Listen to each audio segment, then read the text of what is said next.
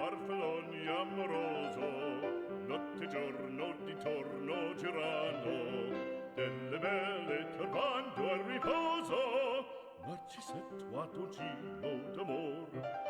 Delle belle turbando al riposo, narcisetto giro d'amor. Non più avrai questi bei panacchini, quel cappello leggero galante, quella chioma, quell'aria brillante, quel vermiglio d'onesco color, quel vermiglio d'onesco color. Non più avrai quei pennacchini, quel cappello, quella chioma, quell'aria brillante. Non chiudrai farfalloni amoroso, notte e giorno di torno girando, delle belle turbando al riposo, narcisetto adugino d'amor. Delle belle turbando al riposo, narcisetto adugino d'amor. Fra guerrieri può far bacco, grande stacchi stretto sacco, schioppo in spalla, sciabla a fianco, collo dritto, muso franco, un gran casco, un gran turbante, molto onor, poco cantante, poco cantante, poco cantante.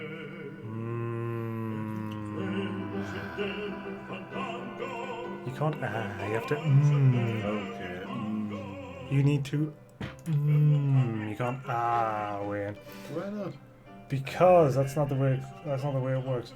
Right. I'm ahhing now. Yeah, you're not going to get any sound bites during this stream, I'm afraid.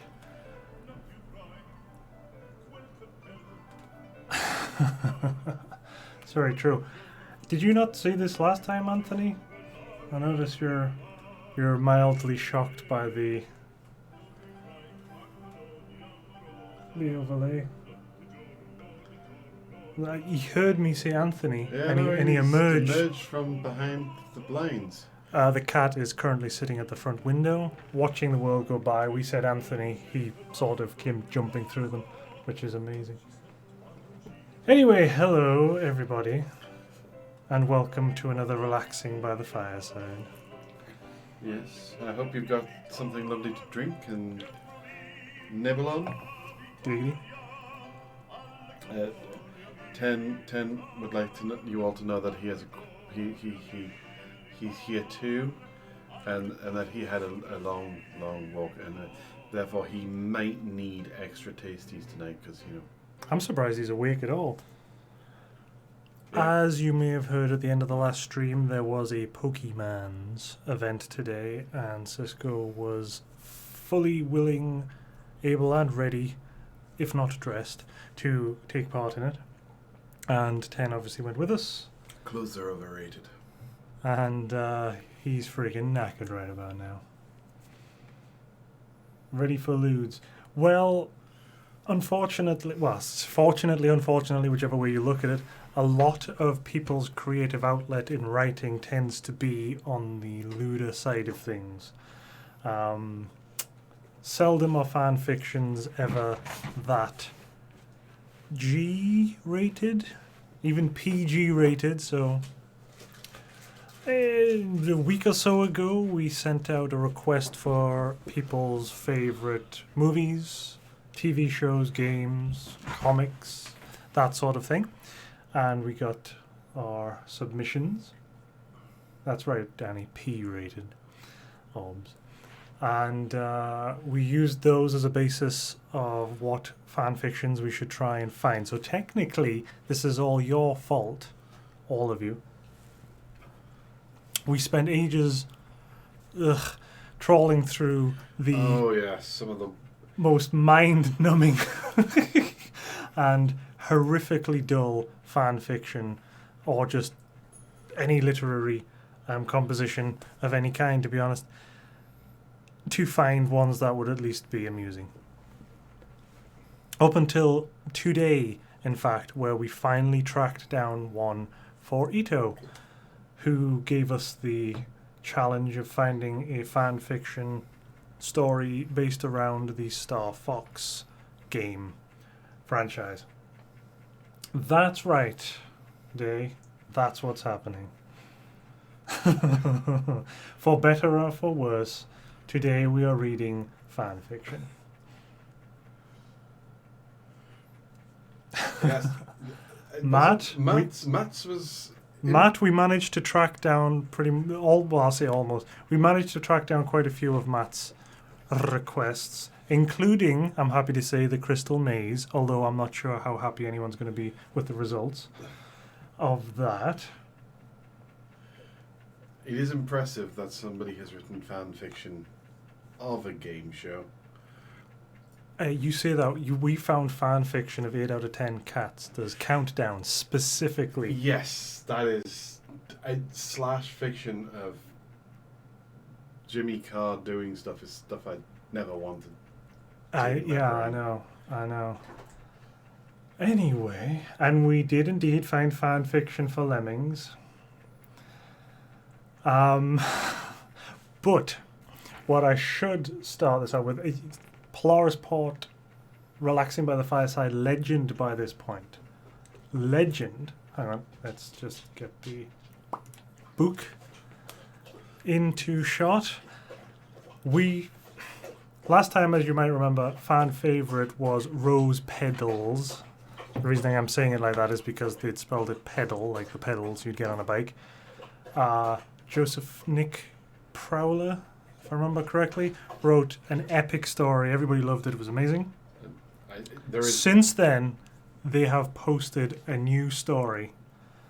And since the first one went down so well, indeed, Sonic did turn into Britney Spears, this one may also be possibly very similar to the first one, because it sounds it from what I've heard. They have written a new one, and I thought, well, we're going to have to start with that. I mean, how could we not? So, before we go much further, let me introduce Amy the Werehog by Joseph Nick Prowler, because it's amazing. Hi, 10. I can feel you nudging my elbow, and I'm assuming it's not because you want to read this story. Is it because you want tasties, or do you want to go out before you go back to sleep? What do you want? It is. Stream tasties, isn't it? Alright, I'm going to have some stream tasties. If Steam started producing tasties, then we'd be all over the place. Right. Yeah, and yes, Sonic did indeed turn into Britney Spears. And other things? He turned into a Call of Duty character, if I remember correctly. Sonic, yes, he was a vampire. Whoa, look at you just diving over everything. It was set in the Grand Theft Auto universe. Naturally. San Andreas. With Sonic fan fiction. They were in San Andreas. They were in high school, and Sonic was a vampire, and his roommate was a werehog called Shadow, and Amy, was it Amy? I think it was Amy. Yeah, it was Amy. Amy was a run-of-the-mill schoolgirl who had a crush on him, but also had a boyfriend called Jack, who was a wolf. Yes. But also Sonic had known her entire life, and only she'd forgotten. Yes, and she had... The teacher was killed? Somebody ate the teacher? Yes, something like that. Somebody ate the teacher at one point, yeah. Yes, a werehog. Well, I mean, it's written on the screen there, so this is also to do with werehogs and presumably vampires. Maybe not, I don't know. I didn't read that much into it. I saw that Joseph wrote it and immediately went, well, we've got to have that. Let's get our background music up and running. So, Audio Man, how loud is that? It's that loud. Is it that loud? It's that loud.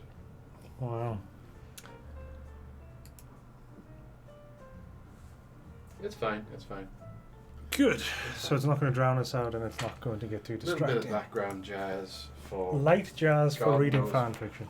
whatever the hell is going to happen in this story. How long is it?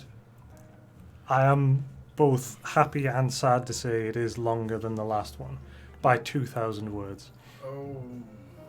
It's 6,000 words, and you're not having to read this one, so look at you with the big grin on your face. Well, like bad movies, good penis, and bad stories. The first question is, what is the length? 8 chapters, 6,434 words. And Jasper's already letting you know what he thinks about it. Okay, let's bring this in a little. Hello. There we are. Okay. The synopsis of Amy the Werehog by Joseph Nick Prowler. You okay there, Anthony? I'm going to go let animals out into gardens. Amy was attacked by a white werewolf and was saved by Joseph. Amy has to try and control her change and find the one who did this to her while trying her to be normal. Joseph tells her to control her power, but someone she knows is the leader of the White Wolves. Time will only tell for them. And then in brackets, OC is not human in this one. Good stuff. So, let's get down to Amy the Werehog. This is a wall of text. You've got to say yes. This is just a giant wall of text. The last one was a giant wall of text. There is no formatting whatsoever. This is one long, unbroken paragraph. Here we go. Bloody hell, I need a drink. Hang on. Here I go.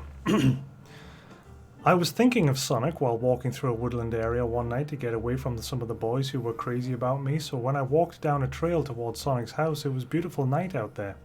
I hummed a beautifully tone while I skipped towards Sonic's house, knowing that he would say yes to me if I needed help. So I pulled out my purse and was getting ready to tell Rogue that we can't go out tonight due to my car being towed. So I get on my contacts and said, Rogue, hey, sorry, my is being towed and I can't go tonight. Sorry, girl. Space, full stop, space. Rogue said back, that sucks, girlfriend. Sorry. Oh, sorry. That sucks, girlfriend. Sorry about that. Well, go out. Bye. She hung up on me and she said bye. So I continued walking towards Sonic's house. But I heard a noise. It was like a howl. So I pull... I beg your pardon? But I heard a noise. It was like a howl, so I pull out my hammer to defend myself and nervously said, Who is it? Come out now or you will get hit by my hammer. Please show yourself now. I don't want to hurt you. Come out now or you will get hit by my hammer. Why does she have a hammer? I was getting fearful about what was howling through the woods, so I start running as fast as I can. I was rushing as my dress was getting rips and torns and I was getting cuts and I started to feel bleedings on my leg. I saw a lad dead ahead. A lad? Fuck it, sure. I saw a lad dead ahead, so I started to scream, Help, help, I need someone. Help me, please. Something is after me. My hammer. Then things got me and I cut me, so I screamed as the whom in my chest started to bleed. The what? The whom. W-H-O-M. I looked at the monster. It was a white werewolf. It smiled at me. I heard a shotgun go off and the werewolf run off and a scientist comes running to me. How did you know the scientist? He obviously has a lab coat on, Cisco. Come on. I looked at him and was like Joseph when he helped me up. Then he asked, What happened to you, Amy? Was that a werewolf? Did it scratch or bite you? Are you okay, Amy? Sorry, I am so scared about the whole werewolf thing. I just don't want people to be werewolves. Did she introduce herself? No. How does he know her name? Because he's a scientist. I'm a scientist. I don't know everybody's name. Ah, jeez. Yes, presumably a wound, Thorn, not a whom. But it was a whom, and will remain so. Blah, blah, blah. I looked at Joseph's eyes. They were mint blue, and responded back to the questions. I was attacked by a werewolf. Yes, it scratched me. I am pretty fine. Yes. Joseph picks me up and takes me to the lab, where he said, "Okay, let me see the scratch, please." I lift up my dress. Oh my goodness. Oh God. This is getting blue already. Bound you go win. I lift up my dress. He looks at my stomach and looks up my He looks at my stomach and looks up my weird look and said, "The cut is gone, but there's still cut marks on your dress. You were bleeding. I think you might become a werewolf tomorrow. You should stay here for the night, so I can keep a good look on you, and we have nightgowns in the check room. I will be back soon, okay? Don't go anywhere." I think to myself that I might say to Sonic, Rogue, Cream, Gage, Silver, Snowy, and the rest of my friends, I can't tell them. You can't start cracking up because this is difficult enough to read as it is.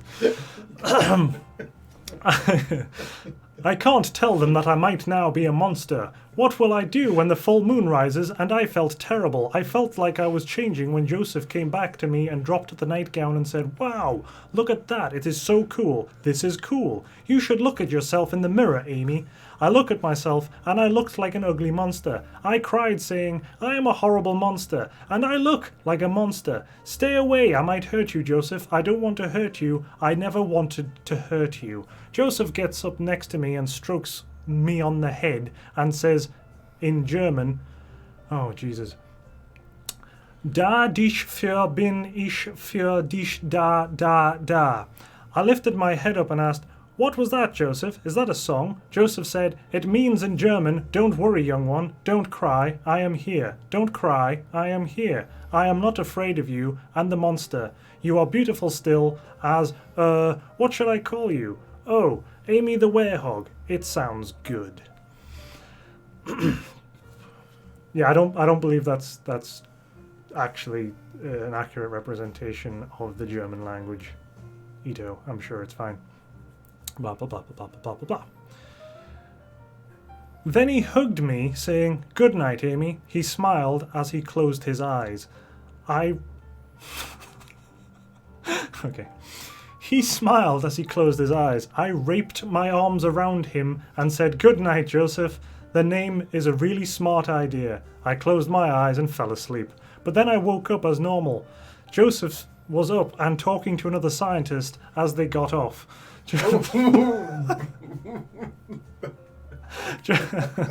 Joseph said, "Good morning, Amy. I sent you a dress to your house. I hope you like it." Why did he send her a dress to her house if she's currently here? I smiled and said, "Thanks, bye." I ran out of the lab and to the house so I could get my new dress, and I think I might come back later. End of chapter 1. So far, Amy has been attacked by a white werewolf who smiled at her and gave her a whom in the chest. She knows a guy called Joseph who is a scientist who also has other scientist friends, and she spent the night there and raped him with her arms. Okay. End of chapter 1. This isn't petal How many form. chapters is there? 8. And they're fairly weird now, so don't worry. Oh, this isn't one paragraph. Well, no, it's a few short paragraphs with other things. He's learning. Day 1/Night 2. The mission. I ran towards my house before Sonic gets there because I was going to show him a new show that I saw and Cream hates it called Race to the Death. It was a neat racing show that had to show Sonic. I thought he would like it, but then when I get home I saw a note. It said, "I will get you." Not thinking anything of it, I go to my house to tell Cream that me and Sonic are watching Race to Death. She walked off saying, "Going out with the girls later. I don't want to watch that show. Bye." When she got to the door, she slowly opened it and saw Sonic in a bright mood. I told him to sit and told him about the show. We watched it for about an hour. I heard a knock at the door, and when I got to the door there was a package. I picked it up and the note said, "Hey Amy, sorry about the dress, so I got you a new one. When you become the werehog tonight, come to the lab. Okay, from a friend, Joseph." Wait, hang on. So it's from a friend, but he also signed it. Yes. He's just letting her know he's a friend. She may have raped him with her arms, but she's a friend. Only. I opened the box to see a beautiful pink-red dress. It had the scent of roses and cherry blossoms. I said on the tag, the owner of this dress is Amy. Then right when I was looking more at it, Sonic said, "What you got there, Amy? It from a guy who isn't me, haha. Shut up, it is from a friend of mine. He is just being nice, okay, so you are happy. Now you butt." That's butt as an ass. Yeah, just wondering, Sonic said. We sat down and finished the episode, and it was almost night, so I rushed Sonic out the door before he can say anything and run toward the lab to see what is up. 20 minutes later. 20 minutes later. "What you need, Joseph? Is it something bad?" I said while transforming into a warehouse.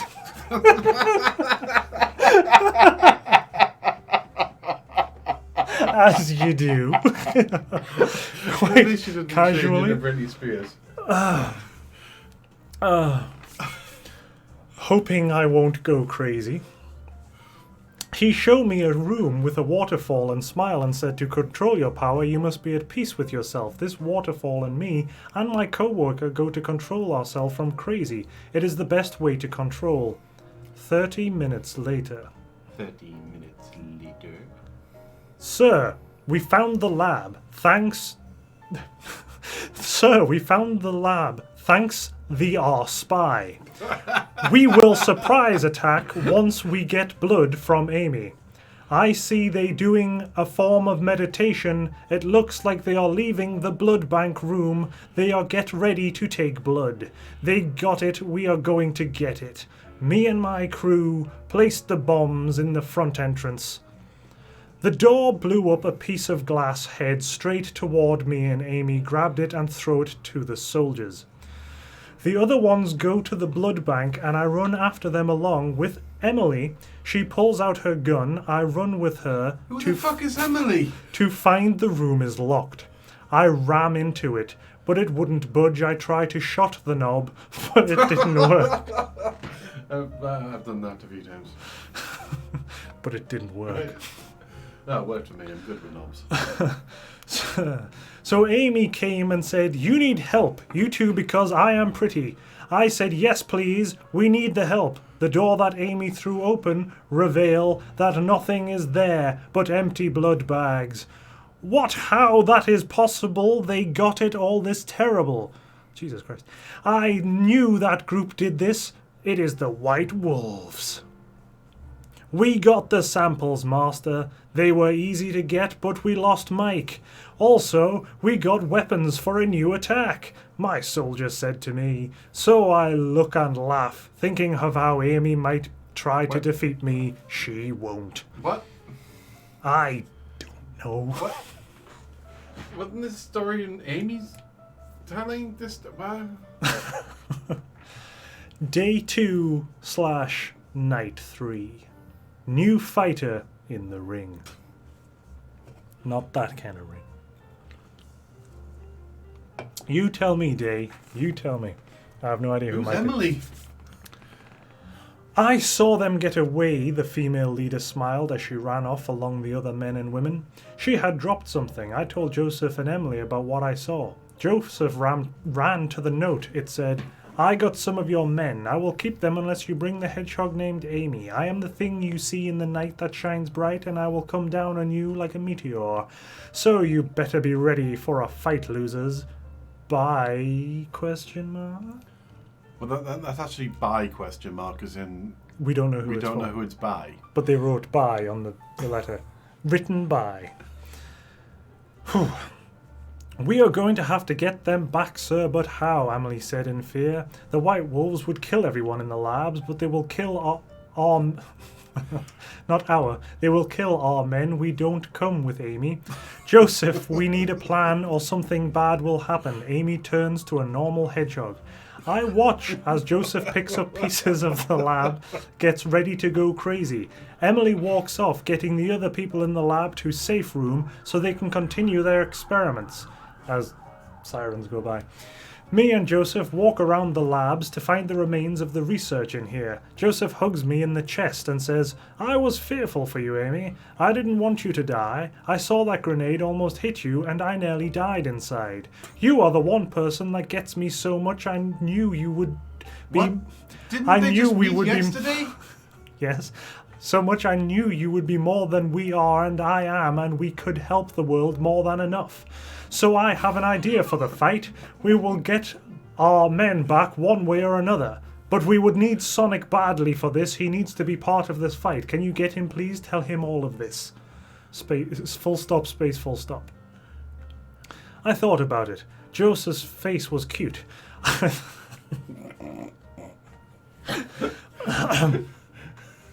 I thought about it. Joseph's face was cute. I couldn't say no, and the scientist outfit was even cuter. So I nodded and ran off to Sonic's home. It wasn't far from the lab. When I got there, I said, Sonic, come with me now. I need your help now. Full stop, space, full stop. Wow, Amy, you okay?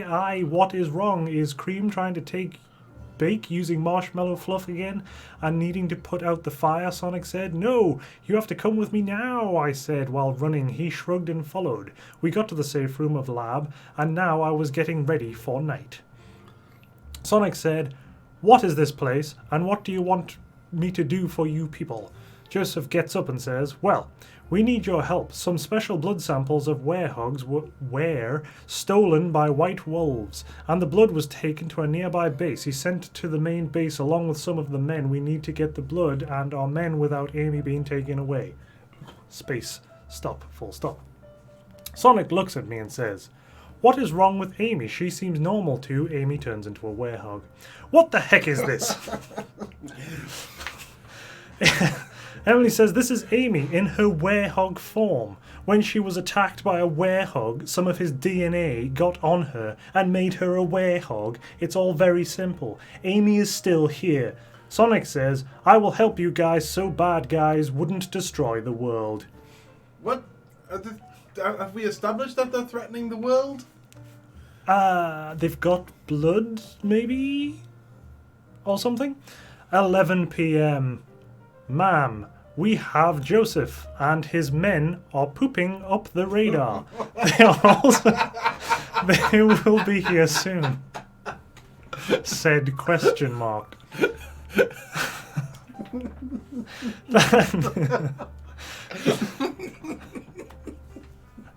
Thanks, Michael. You can tell the men to get the M11s and AKs. Spelled A apostrophe K-A-Y. I will be ready for them, I said.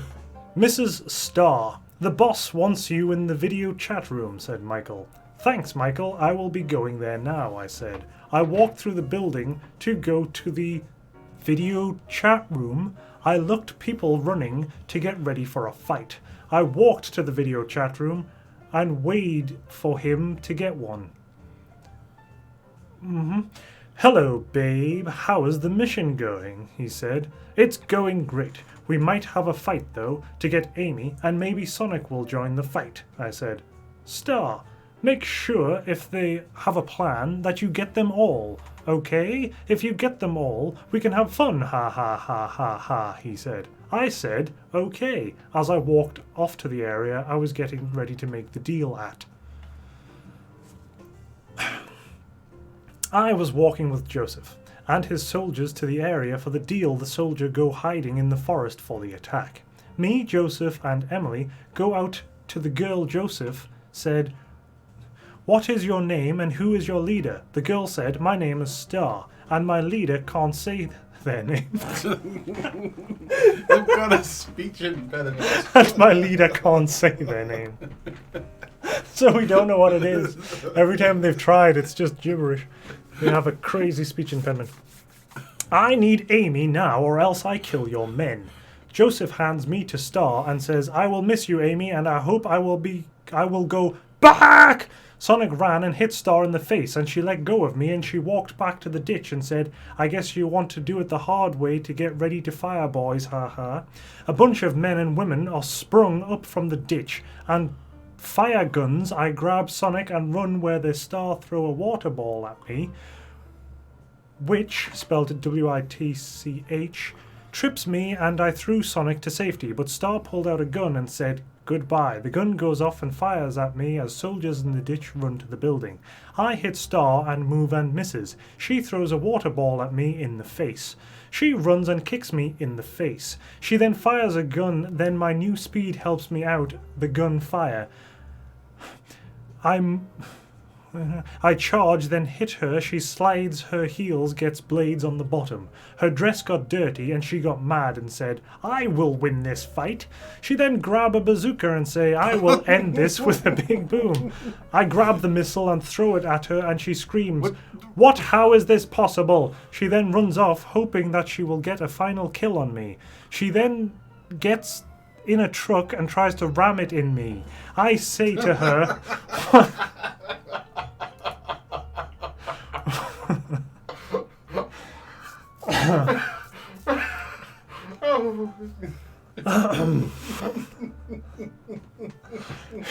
to get her truck and ram it in me.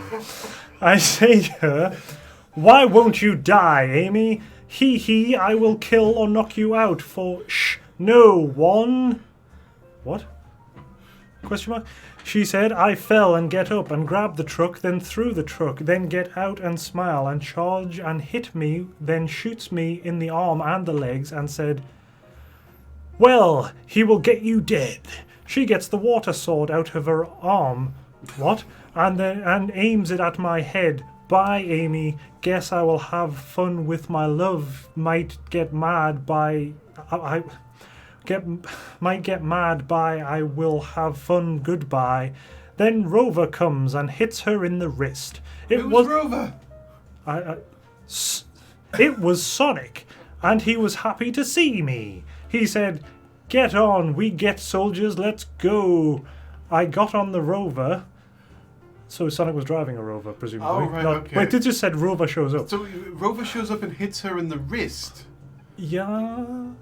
And we drove off. As we did, a truck come out and pick up Star. Up she screamed, I will kill you, Amy. I hope this will.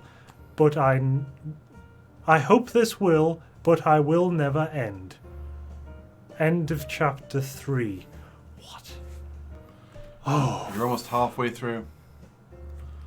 At least the next one's a short chapter. Oh, my head. My eyes. It's one big block of text from start to finish. Okay. I'm okay. Yeah, Anthony, we're halfway through. This is the longest story you will hear tonight, so I'd say don't worry. I mean, I still have to read the fucking thing. Day 3/Night 4. The New War. After my fail of the fighting and winning Amy, so I go to my boyfriend for help. While I was taking to Agent Terelia about how we can win the fight against Reloader Corp and Kanta City Labs, the resistance of these and other follows will fall soon, with the new help of Naze Corps supplying us with more weapons. We have 2 countries, 4 states, and 15 cities. So I need you to, I said. Then Claire call in and say, the boss needs you and Terelia in his office. He is ready here and he wants to talk to you now. He would like to talk to both of you to talk about something important. Full stop, space, full stop. Thanks, Claire. You were helpful, I said, as me and Terelia run to the room, where I see him, my boyfriend, and he had some things with him. Terelia bows to him and says, hello, Mr. Shadow. It is nice to see you here today. Shadow looks at her and nods her to leave. Okay. Shadow looks at her and nods her to leave the room, so she runs out of the room. Shadow picks me up and spins me around and says, nice to see you, baby. I missed you so much. So how was the deal? Did it go well? He smiles. No, they attacked. They had Sonic. Amy is strong, but they think they got the blood, but it is something else. Me and Terillia have a great attack on her hometown to take it over, and the blood will be taken to the main base back in Tampa Bay, Florida. Okay? He smiles and says, I will deal with Amy. Soon, but not now. I have to head back. He kisses me. Bye. I got up, but it was morning, and I was in my home, but I don't remember what happened after the fight and were taken to the lab that Star was at. I got up out of bed and checked my phone. It was Rogue. She wanted me to go out with her today, so I reply, I will be at the mall in 2 hours. Meet you there, okay? Got up and I get in shower, and then I choose the dress Joseph got me, and my God, though he is cute, I can't stop thinking about him, lol. Once I got downstairs, I got to the couch and Joseph texted me, hi, need you to be careful going out today. I'm having my most trustworthy scientist watch you be safe. You see you tonight, okay? I text back, you are such a scared nerd. See you tonight, lol. I walk to my car and drive to the mall and saw a man follow me. I knew it was Carter. He had helped me out of my car after he parked. I got out and went where Rogue and Shadow were weightlifting. Waiting for me. Waiting. Sorry, it's waiting. WEIGHT. I immediately went to weightlifting. Waiting for me. Sorry. I say, hey girl, how are you? Rogue replies, well, I am doing well. Mr. Grumps says he has to do more important things to do than watch us shop.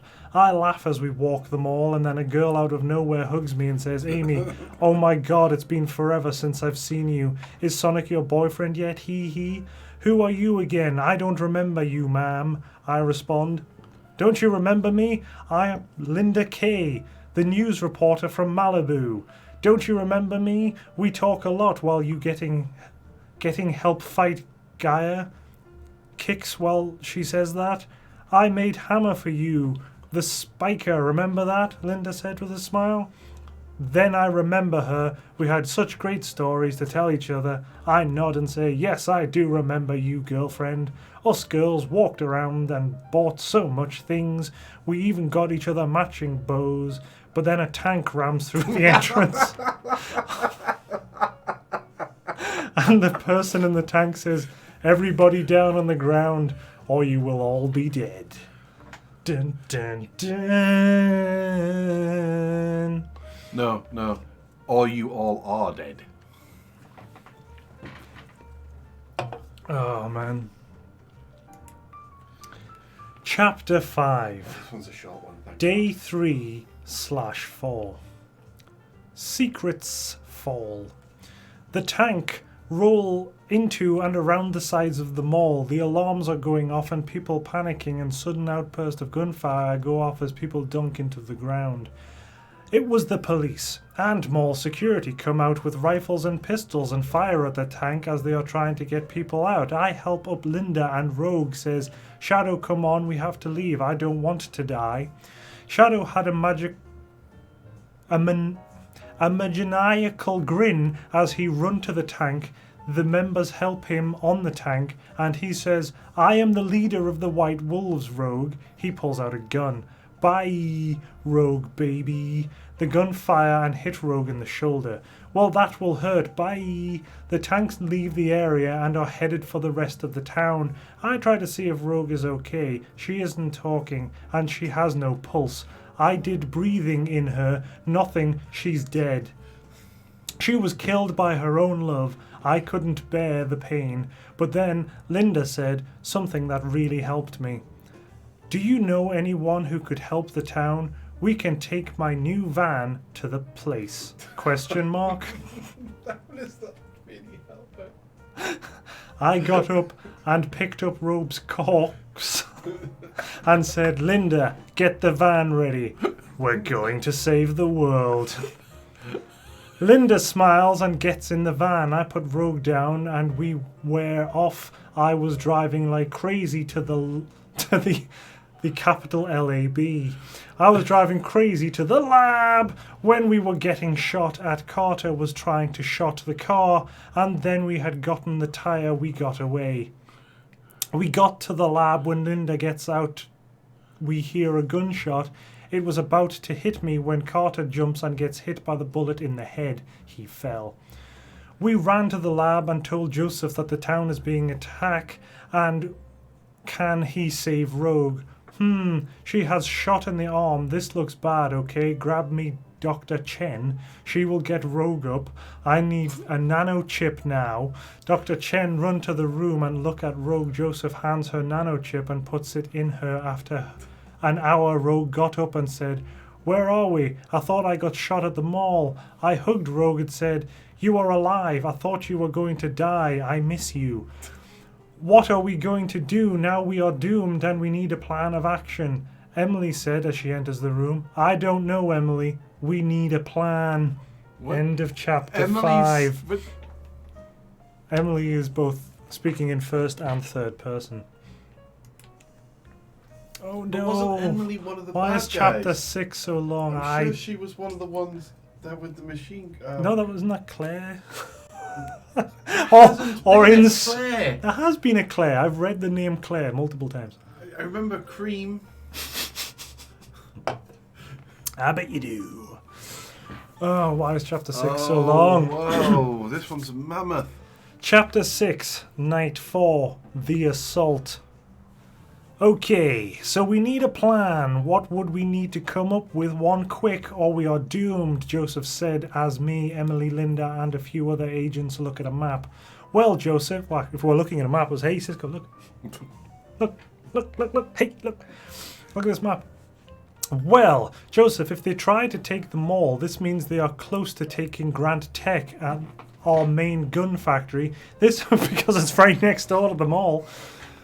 This means we would lose gun support. We need them to get a defense mod or they are goners, said an agent named Jackson.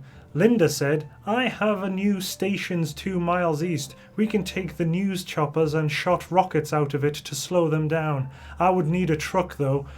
Why would you need a truck if you have a helicopter? The casino is all but been to if the mall was taken. So we would have to be slow so they don't surprise attack, Agent Mark said. So you would need me to drive. You, me, and the few other agents will go to help. Okay, but I need my news truck, so we will get in and take it so none thinks we are going to attack, Linda said as they left. They drove off. Emily said, there is a supply train heading to drop off supplies to the army so we can take the train down to the supplies, then we can later get to take back to the city so we can get the train later on tonight for the most of the guards are asleep. Fucking hell, Emily. That is great idea, Emily. We will go tonight so we can get ready. Call Sonic, Amy. We can get Sonic more help. Joseph said. Rogue went into the room and said, I wanted to help. I heard everything, so I want to join. I can't just let Shadow get away with what he did. Joseph walks to her and chats when Rogue runs off and then comes back with guns, loads of them. Joseph said, we all need to load up except Amy. So, yeah. So we are going to catch us a train. Rogue gives a weird look and after a few seconds she asks, why doesn't Amy need a weapon? Lots of exclamation marks. Joseph looked at her and said, look now. I turned into a werehog and she jumped and said, what the hell is that thing, Joseph? Joseph laughs and put his shoulder on my arm and says, Amy, but we call werehog form. Rogue looks and says, that is so weird. So she is stronger, faster and resistant, just wondering? I look at Rogue and laugh saying, I looked like Sonic when Dark Gear came, but since Gear is gone, he isn't a werehog anymore, but mine is permanent until Joseph makes a cure. It's permanent until it isn't. Rogue hugs me. Why didn't you tell me? I was wondering why you weren't coming over all night. Then she said, sorry to interrupt, but we've got to get a train to destroy and take weapons, and then we need to win a war for the world. Emily said in a kind of rude way. Okay, let's go, guys. We can win, Joseph says. Ma and Rogue get on the phone. Her mother? Who's Ma? Ma! I only knew her as Ma. Ma and Rogue get the phone, called Sonic. I got an answer. He said, yes, this is Sonic. What you need? I said, I need your help. We have to save people, and you can be fast. Sonic said, be there before you can say, I love you, ha ha ha ha. Oh, I'm getting dizzy. Mima. 12 p.m. We will be at the spot as soon, sir, so we can get the gun and you to them, said question mark. Good, Jolene. So, you have to keep watch so none will take the train, said question mark. Yes, sir.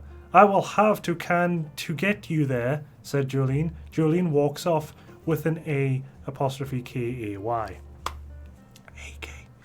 Question mark sits in a seat in the passenger part of the train and thinks, I will get to see the boss soon, so we can tell him the good news. The train continues to move.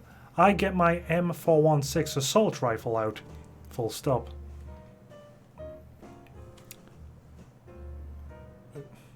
Play Mirage Saloon Zone Act 1 for the train's theme. Okay. I don't have that, so you'll all have to imagine it. I didn't know there was audio cues in this story. We had catched up with the train. It was an older train, like from the Old West. Joseph says to the agents driving the cars to dispatch the men and women who aren't driving. Then the agent jumped on the train and get on the roof. Then Joseph grapples onto the roof of the train. Then Rogue flies on. I jump on the train while we all quickly run on the roof of the train to get to the front of it. That was one long sentence. No. We slowly move after 10 minutes on the top of the train. We got to the front. We saved the train workers. They were forced to run the train. We throw them on the jeeps we were riding in. Then 5 of the 10 jeeps leave, saying they got workers and they will be taken to the lab. We tried to get the train door locked. We used the ladder to get back up to go to the back entrance of the train. We ran quickly to the back. We get through the door and got to the middle of the train until soldiers start shooting at us. We fired back. The soldiers were falling, but more came, so we fired for 10 minutes. Exactly. Exactly. Then the final wave hit us. I speed to kick one... Okay. Then the final wave hit us. I speed to kick one in the slit, knocking him down. Joseph used a shotgun to take down 2, and Emily took down 4 with an M11, and everyone else fired at them. They fell. Play Raptor Flight on Soundation. Skip to 4. 4 minutes 56 seconds. Again, I apologize. I don't have that specific. You're not getting the full effect of the story of this masterpiece. I know, I fucked up basically. Yeah. We entered in a room with a man with an M416 assault rifle. He said, hello, you must be Amy, Joseph and Emily. I have heard so much about you guys, but it is sad that I have to kill all of you because you are the enemy. Get ready to fight, losers, because Raptor has a new head to hang. Ha ha ha ha ha. We charged at him and he fired his M416 at us. I tried to hit him. He grabbed my arm and threw me into a seat. Thanks. Joseph tried to shot him, but that missed. Emily ran and managed to hit him in the face. He jumped back and opened fire at us. We hid behind the seats. He ran through the carts. As he fired at us, he got to the front of the train and split the carts up. As the train left, he said, goodbye, as his soldiers waved and some shot the guns. The remaining jeeps come to pick us up. We head back after we got the weapons. But we won the fight. But the war has begun. End of chapter 6.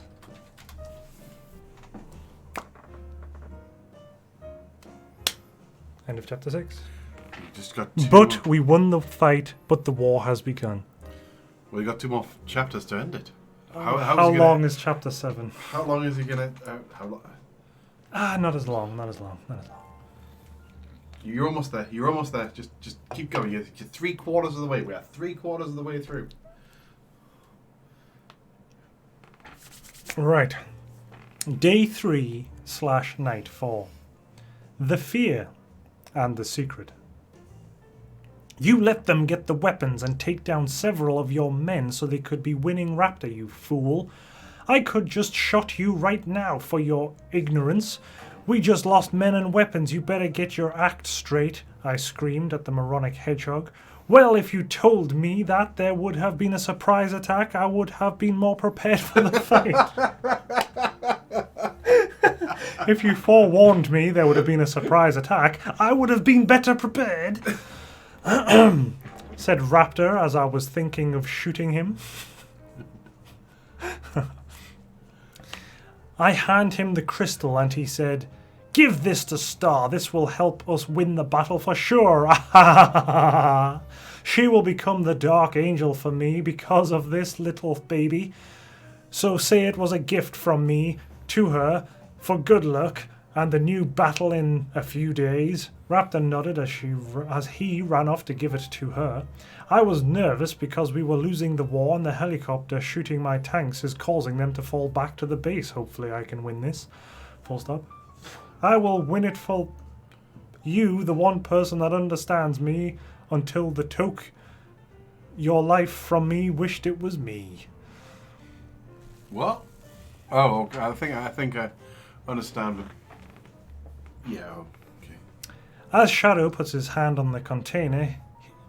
Hang on, we'll try that again. As Shadow puts his hand on the container as he begins to cry, I will kill everybody. I will get their blood for you, my friend. I will bring you back. If it kills me, the world took you away, but I will bring you back. Shadow wipes the tears and left the container as he said, bye, Maria. I will see you later. He probably didn't give a synchronized snap as he did that. We are going to... Okay. We are going to Will Joseph. I am so happy. Let's celebrate for this great win for this, I said to Joseph with a smile as Joseph sighs. What is wrong, my brilliant fox? Did we Joseph is a fox? Okay. What is wrong, my brilliant fox? Did we miss something? I said. Joseph turns around and has fear in his eye. Hugging me while hoping it would make him feel better, he said, I am scared, Amy. I just hope you nor Emily get hurt, or else I will be released and will go crazy. Amy said, who is this he? He is my evil side. He is a demon of my hatred, jealousy, anger, and I keep him in. He is Nick.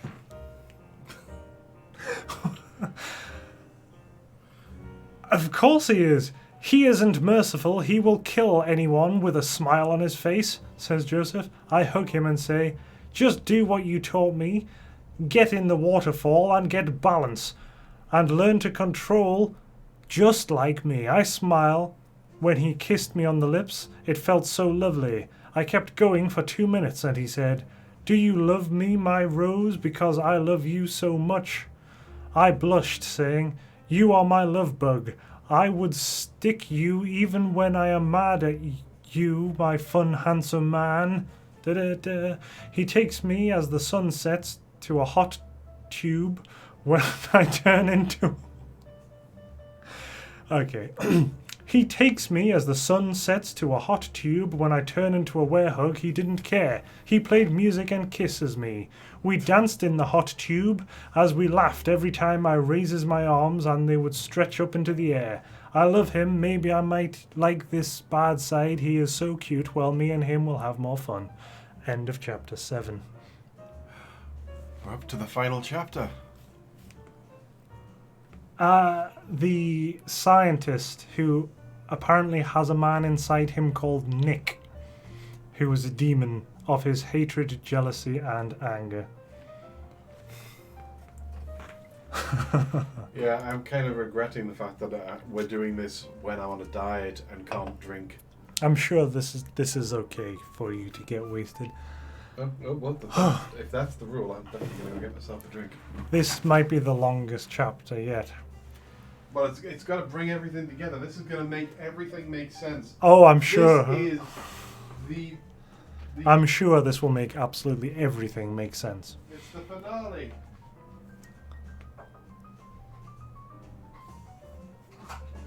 Whew. Sisco's left the room, so I feel like I should wait for him to return before I continue.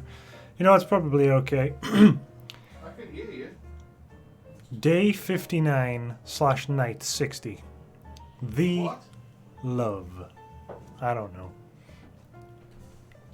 What happened to days like... What happened to the rest of the days? Yeah. After the attack on Raptor, the battle had gotten worse with Shadow, sending surprise attacks on bases, forts, and stations. As the war got worse, Joseph and Amy's love grew. Shadow was enraged as the war had gotten worse for him after the months of winning now is all in the final base that he stands in. So Joseph, Amy, Sonic Rogue, Linda, and Emily will try to fight on. Is Sonic okay with Joseph loving Amy? I don't know, he hasn't been in the last He's few supposed to chapters. be her boyfriend, isn't he? Okay, gang, let's get ready for your next mission, because we have to win the fight against the enemy.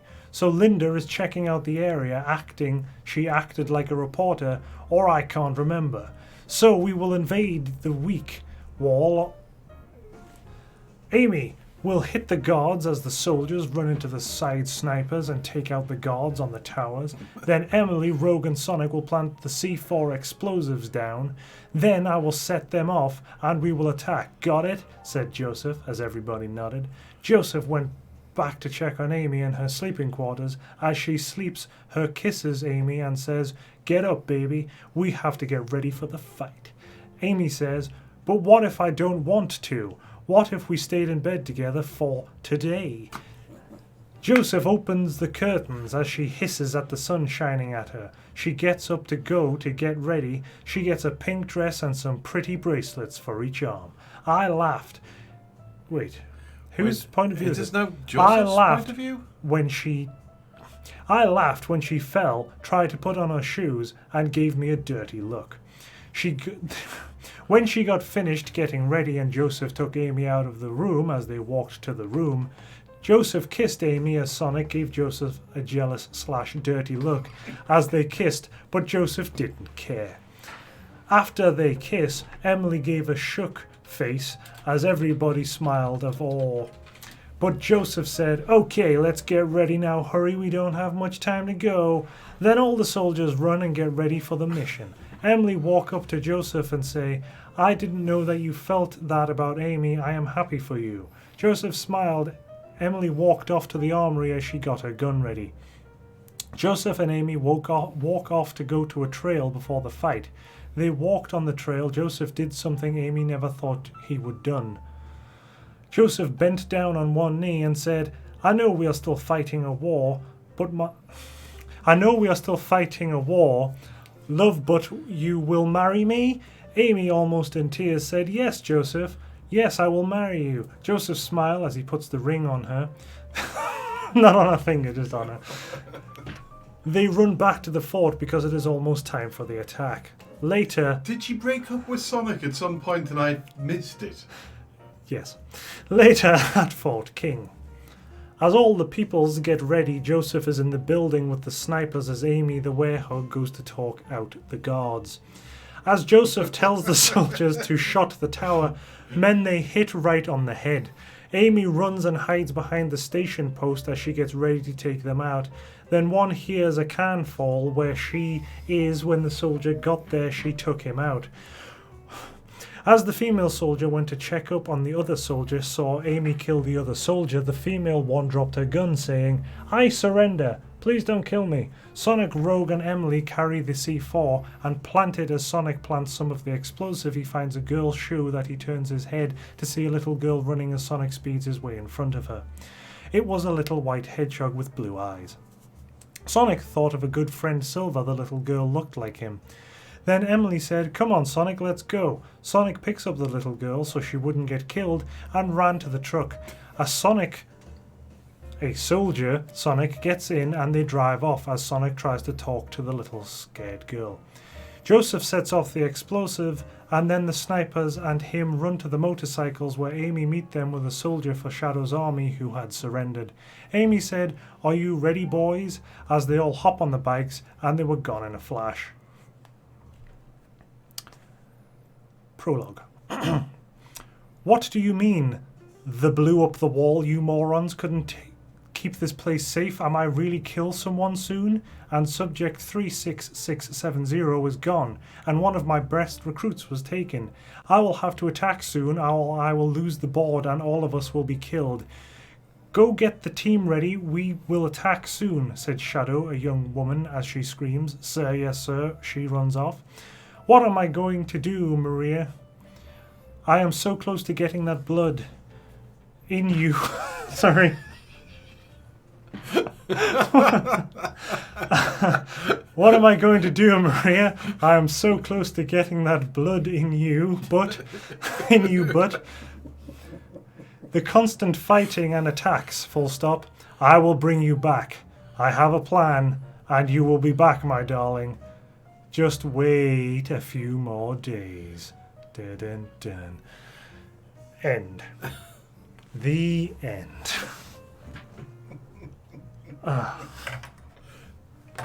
Oh. Oh, jeez. Oh, yeah. A small round of applause Yes, definitely. for Joseph Nick Prowler. I'm sad to say that he hasn't posted any new stories this year. He may have succumbed to COVID-19. Or is too busy. I don't know. I will leave reviews and ratings 5 stars all around on his stories. On her stories. I don't know. On their stories. Well, Joseph, I'm assuming...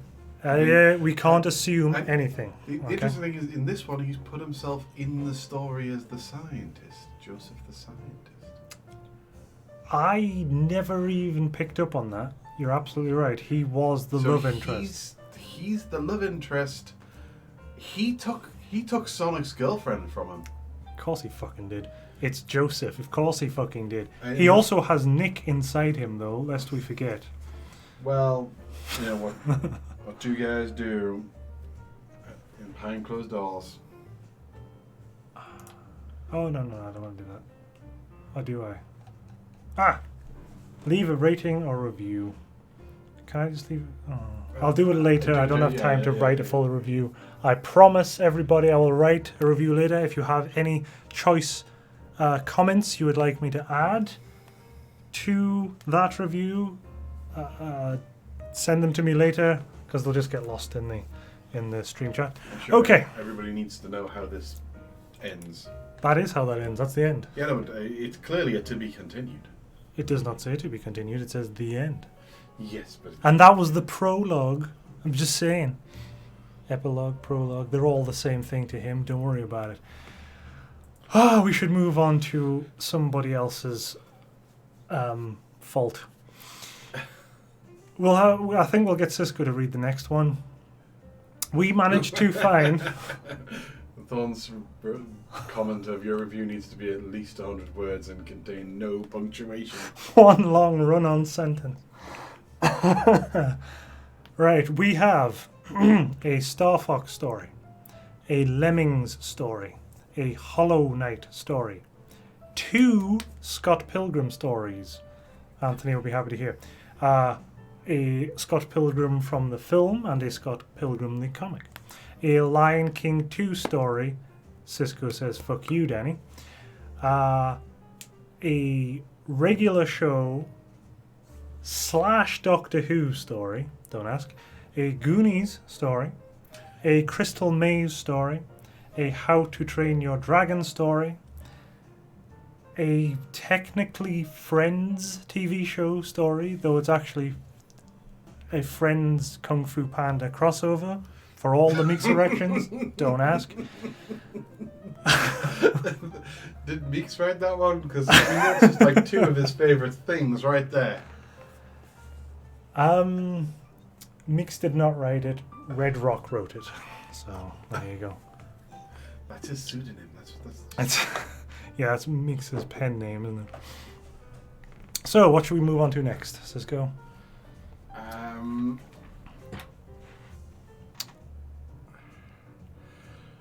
Well, morbid curiosity. I really kind of want to know about the Friends Kung Fu Panda crossover. But I also, morbid curiosity, I want a Crystal Maze fan fiction. But Well, you get to read the Crystal Maze one. I will read the Friends / Kung Fu Panda one for one of Meeks' erections for the night. The other one obviously being the How to Train Your Dragon. Alright. Okay. Oh, Jesus, I always get to read all the long ones, don't I? 3,400 words. It's fine. It's not that long. It's not that long. it's only half as long as The last Amy one. the Werehog, which, by the way, is still the current title. Yeah, I didn't even... I didn't remember that was a thing. Bing! So... I can't believe I don't have to change this every time. That's fine, that's fine. You just vamp for a second. Oh, God. I'm drinking whiskey. Whiskey. That's a nice, smooth Nikia by the barrel. It is delicious. And it helps just helps take the edge off logic. Which kind of you need for today. The edge of logic. The best part is I don't think... Oh. Wrong thing. Will this fit in the box? Giggity. Yeah, fuck it. Close enough. Kung Fu Friends Reunion by Red Rock.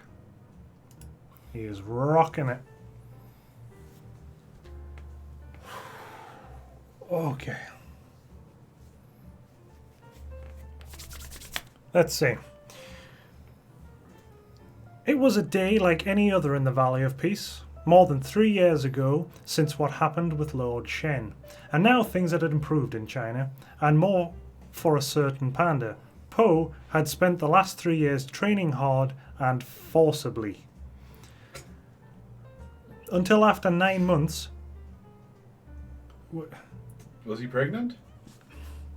Until after 9 months, she got a statuesque body, 6 abs, a beautiful smile, strong arms, and a very good Camaro. Wait. What?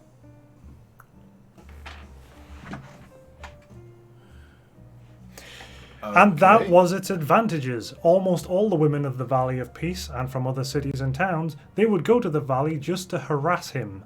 He's back to him. When he would go down to the town just to do the grocery... if he wants.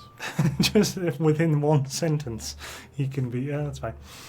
To go down to the town just to do the grocery shopping, or to visit his father, all the girls who saw him rushed to him, tried to kiss him by force. They ripped his clothes. Even once, a woman dared to put her hand in Poe's pants and touch his, in quotes, little friend. Oh. And then run out of the place, but Poe was still dealing with the problems he had with Tigress. 1.5 years ago, he declared, but she rejected him, told him that it was better to be friends, or at least until she could prepare emotionally for a relationship. Poe took it very fine at first, but at the same night he was declared, he left his room without anyone seeing him and cried under the sacred peach of heavenly wisdom.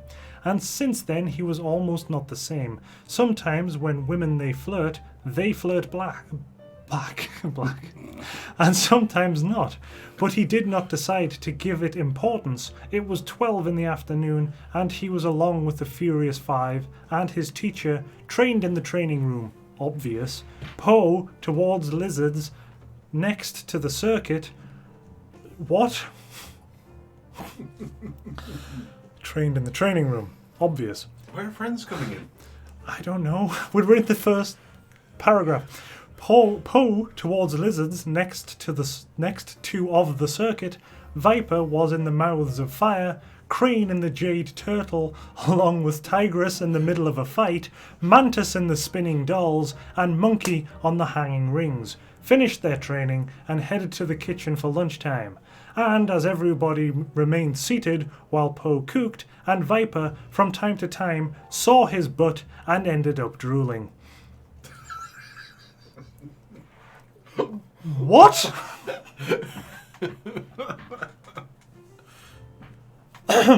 Poe, smiling.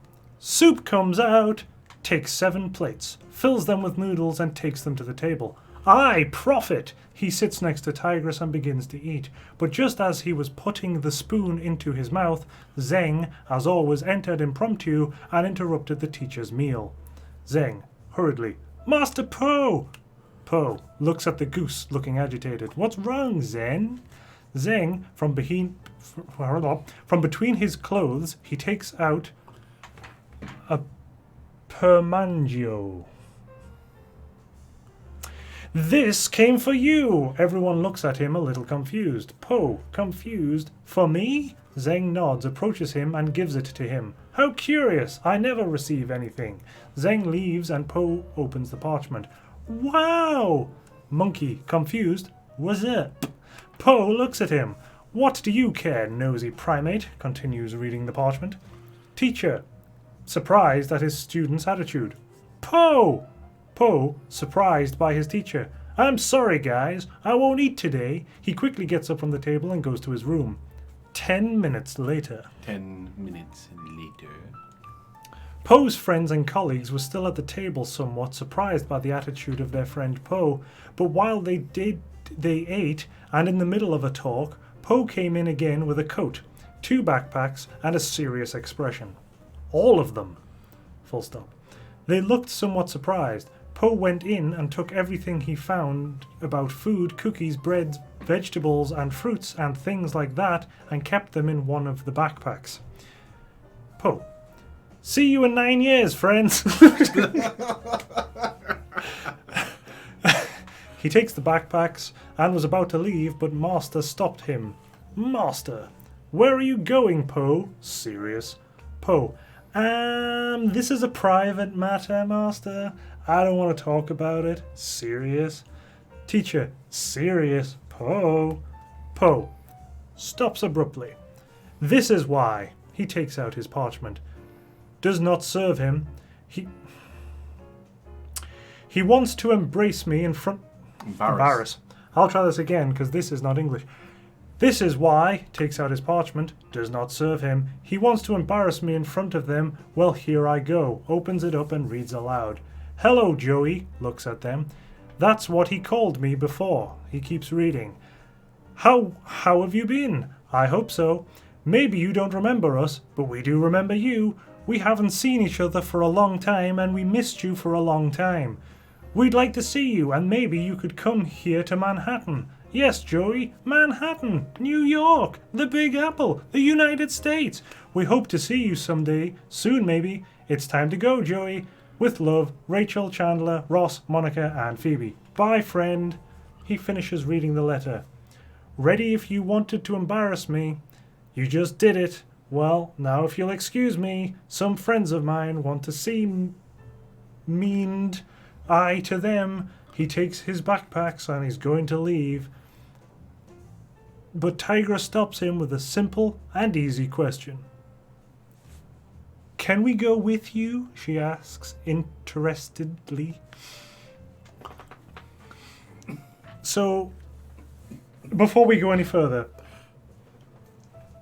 is Poe really Joey, only he's forgotten, but the rest of the Friends cast haven't forgotten, and they knew he'd gone to the Jade Palace to become the panda. Time travelled back into ancient China in an alternate reality where he's a panda. The next day, on the New York docks, when the boys arrived, they marveled at how wonderful and beautiful view that the United States offered them. They entered the city and everything was beautiful, full of people, most of them cats, wolves and animals like that, lights, flat screens, TVs, taxis, fast food stalls, things of this century, all very beautiful. Oh yeah, fast food stalls are very beautiful. They walked through some streets until they came to a street. And in the street, there was a place that Poe knew perfectly. He stopped in front of a local and stared at it with a little nostalgia. Poe, he smiles and drops his discomfort on the floor. Of course he fucking did. Tigress, while confused, what's wrong, Poe? Poe, it's Central Perk. Look at the logo. By God, I remember this place very well. It's one of my favorite places in the world. Take your suitcase and enter, followed by the others. Oh God, everything is the same as I remember it. The tables are special place, if you know what that is, and even the statue of Gunther. What? There's a statue of Gunther? He approaches a totally serious and still white wolf and touches its face. It seems that he is alive! Gunther, annoyed, says, Joey. Poe jumps with a fright. Ah, my God, Gunther is you! It's been so many years and you're still working here! Gunther says, this place is like a marriage. Only if I divorce I would starve. Seriously, keep working. Poe, oh, can I have a coffee, Beats? Gunther nods and makes it for him.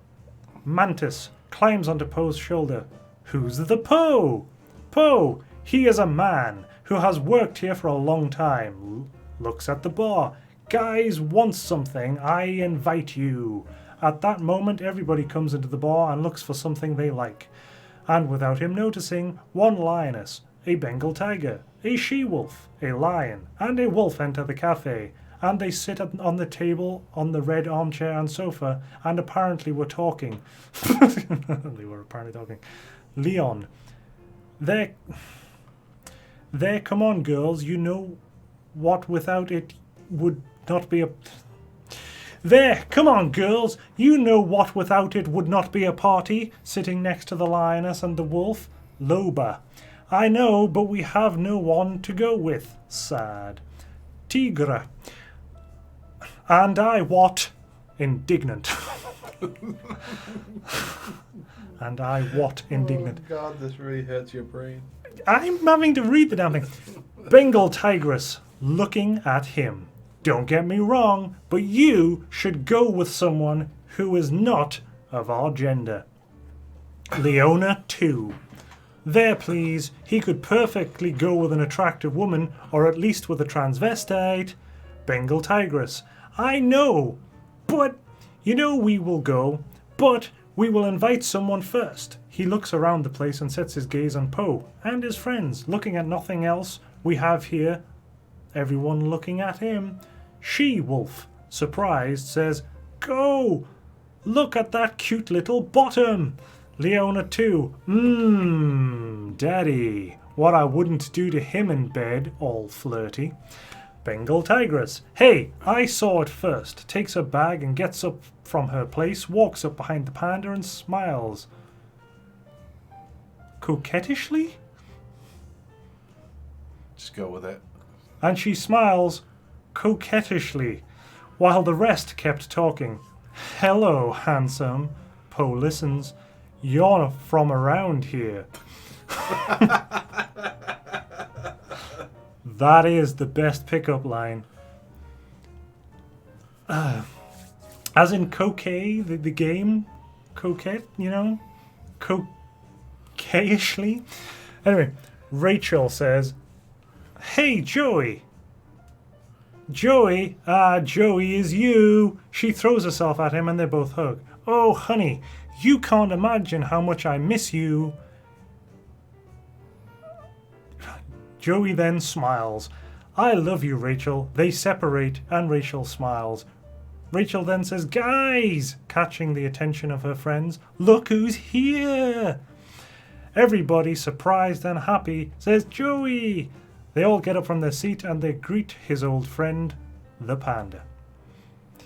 Joey, breaking away from Rachel, Phoebe, hugs the lioness and moves away to see the wolf. Money! Walks over to Monica and hugs her and breaks away, looks at the lion. Ross! Ross says, hey, Joey. They hug. Joey then separates from Ross and looks at the tiger. Chandler! Walks up to him and they hug. Oh, guys, you don't know how glad I am to see you after so many years being a panda eating noodles. Rachel says, it hasn't been that many years, it's only been 9. Fucker. Joey looking at her, no matter how long it's been, I'm glad to see you again. Tigress clears her throat to get Poe's attention.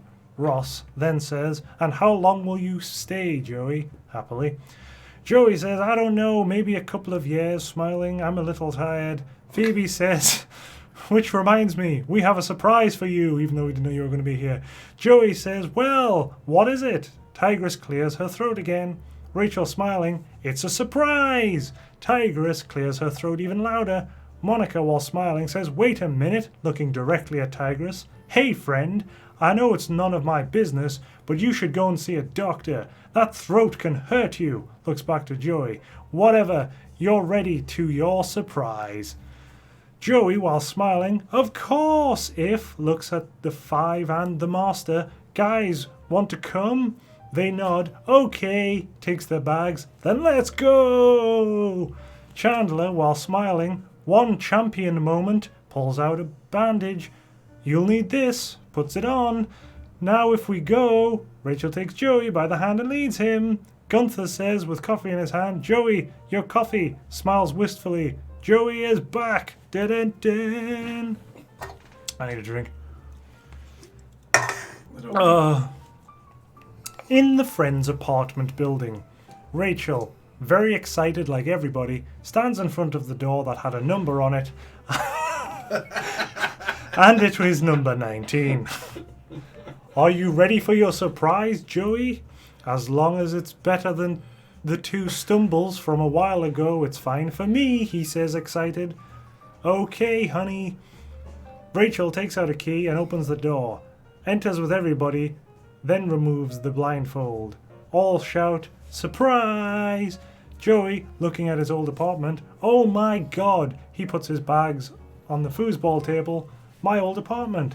Everything is the same as the last time I saw it. There's been no change. The refrigerator. Calm down. What? The refrigerator. Calm down. The couch. Steve. The TV. It's all here. But like, I vacated this apartment years ago. Chandler, while smiling, said, we've been paying Trigger not to vacate it. Trigger? Oh, Trigger. They've spelled it Trigger. Trigger's... whatever, doesn't matter. Rachel, while smiling, said, we even paid the rent for your porn. The rent for your porn.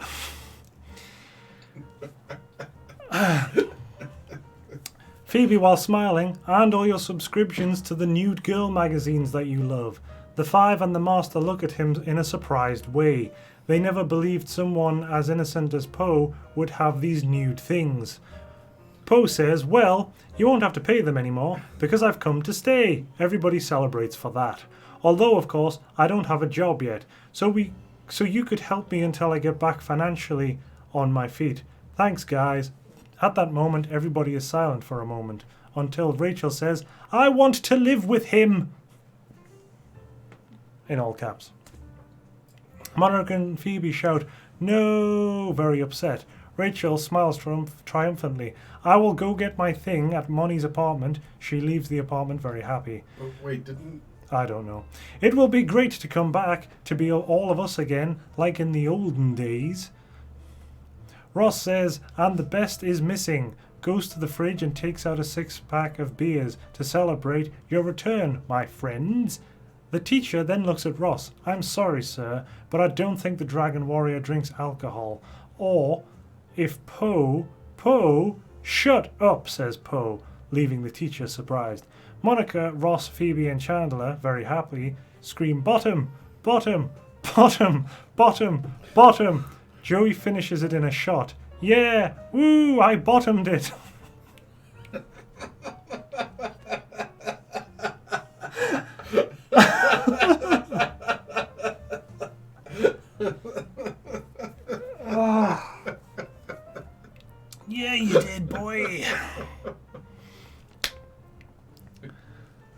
Rachel comes back in carrying some clothes and bags. What happened? Looks at Joey drinking.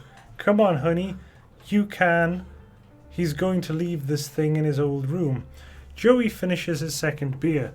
By God, it has been a long time since I had a drink like this. He has another, and he will sit quietly.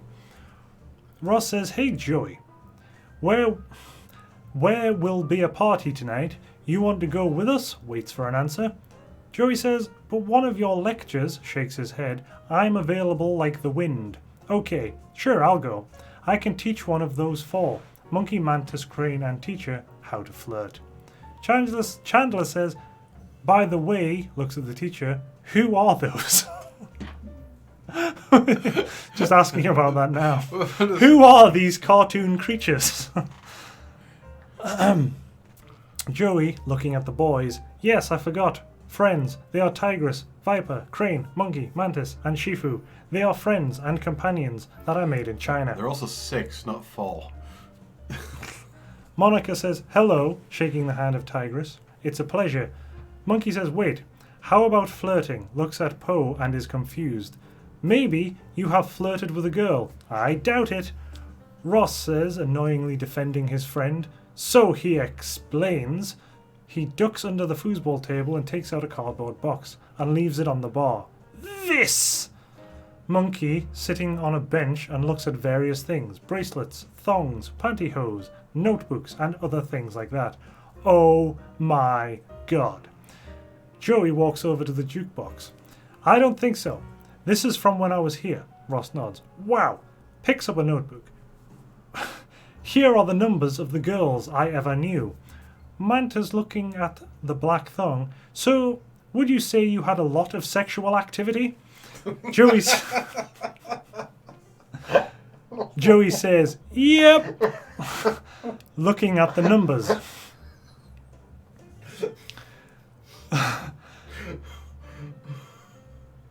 And Monkey, picking up a red thong, asks, and how were you doing? Joey says, it was because of my charm, or because of the way I flirted with them. He sees that Viper and Tigress are looking at the thongs. Tigress, intrigued by the thong, says, how did you do? Joey says, easy. I would look her up and down and say, he smiles coquettishly, hi, baby. They're not. I mean, even if they were just big fans of Friends, I would look them up and down and say, hi, baby. No, he wouldn't. Joey's line was, how you doing? Exactly, that's my point.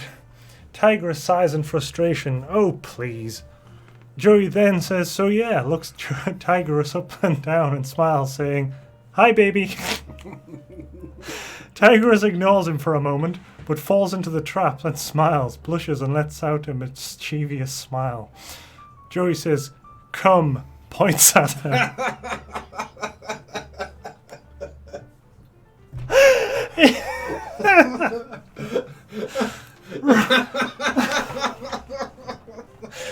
Rachel, exiting the room, saying, hi guys, we're going. Joey says, let's go! He takes his coat and goes out with Chandler, Ross, Rachel, Phoebe, Monica. But before closing, he returns, hey guys, you want to come? Yes, of course, says Viper, followed by the others as they leave the apartment and Joey closes it. Time after.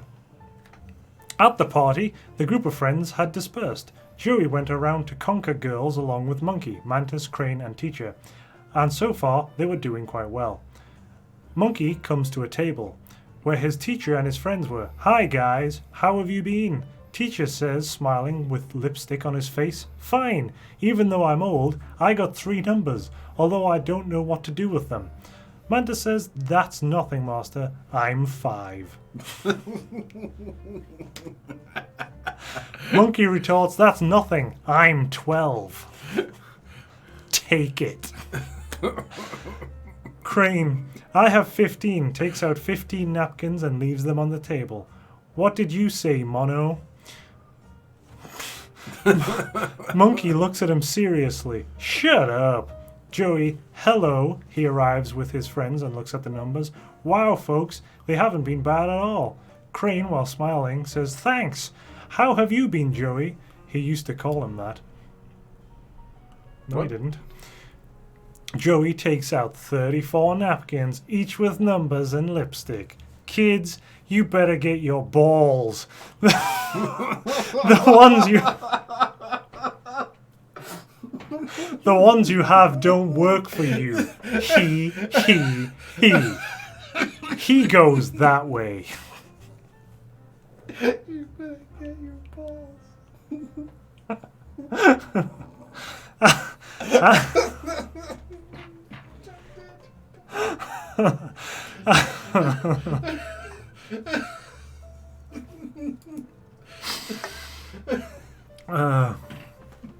At that moment, Monkey, Mantis, Shifu, and Crane saw each other and went to get more numbers, while Tigress and Viper had a couple of drinks, and for some reason, Tigress was crying about something called jealousy, and Viper, when noticing, looks at her.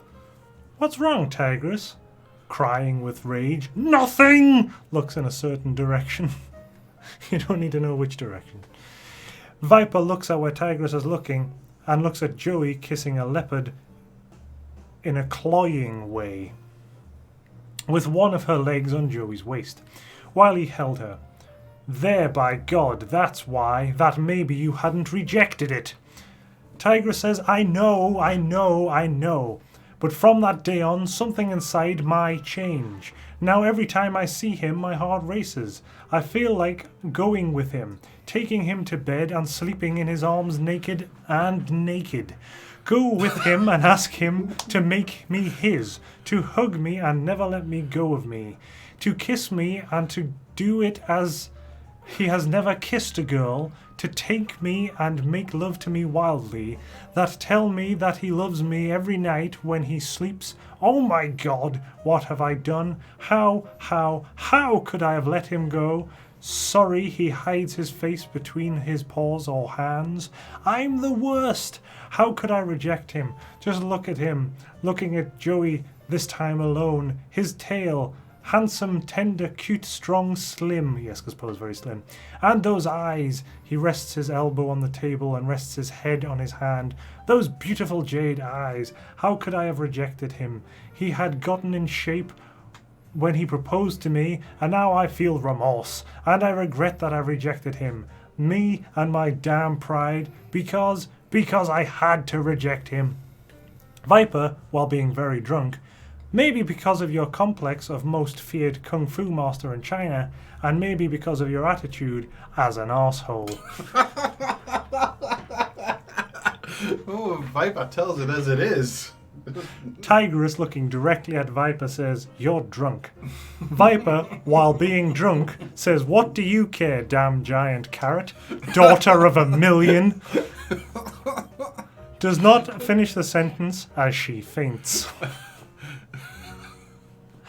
Tigress, looking at Joey one more time. I'm going to get you back, my darling. Whatever it takes, I'm going to have you. And when I have you, I will never let you go. Time after. The night passed too quickly and the friends went to their apartments. The five of them and the teacher would stay in Joey's apartment since they had nowhere to go, and Joey kindly offered them accommodation in his apartment, each one accommodated where they had a place, except Viper, who fell asleep on the glass table in the room, and for some reason, while everybody was sleeping peacefully, Tigress sneaked into Joey's room and without hesitation took off her clothes, the bandages from her chest, and the panties he had left them on the floor. He got into bed next to Joey and snuggled next to him, and for some reason he slept with sleeveless shirt or collar and no pants, only in panties. Joey was, he turned and hugged, this is indecipherable. Joey was, he turned and hugged her while he slept. He snuggled behind her and hugged her tight. He kissed her neck and nape and fell asleep with his snout still on Tigress's neck. Taking a deep breath, tickling Tigress's neck, who could feel everything, her heat, her breathing, her presence, and the panda's crotch. But she didn't care. She just took the sheets and covered them both, not caring about anything, just that moment. Sorry, I was about to read the next bit, which is the end credits for Friends. The producers. And written by David Crane. No, it wasn't. It was history written by Red Rock. And yes, Joey is a panda, apparently. Right. Well, that was indecipherable, but I am dizzy. I really am. What do you set up the next time? I need to nip to that. A short round of applause for Kung Fu Friends Reunion by Red Rock. A Friends, the TV show, and Kung Fu Panda crossover event. Bigger than the Avengers. Right, I need another drink. Sisco is peeing with the door closed. As only gentlemen do, as you know. Oh, Jesus. We'll move on to the next. I don't know what that might be, but it's definitely Sisco reading it. Back in a moment, dear boys and girls. Don't go anywhere.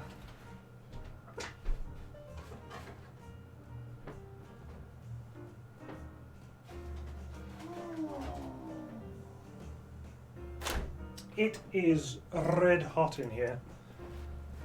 Possibly because we have the fire going. Obviously, that's not just a GeoCity gif. Real fire, not just a GeoCity gif, but it is feckin' red hot in here. Whatever the next story is, you're reading it. Right.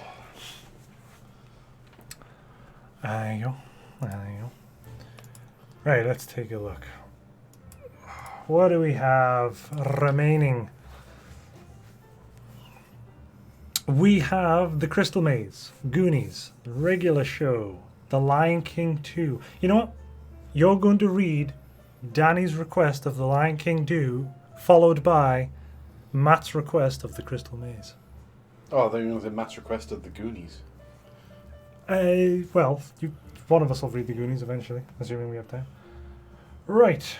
So, Lion King 2. Good stuff. I need more alcohol. Oh, Jesus, Sisco. This is the one you found for Danny? All 215 words of it? To be honest, the Lion King 2 fanfics are all fucking awful, but not fun awful.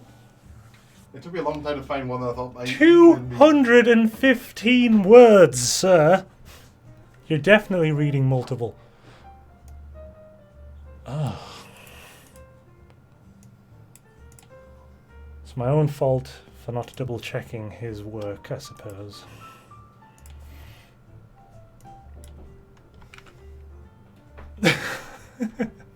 I mean, I appreciate the author's name.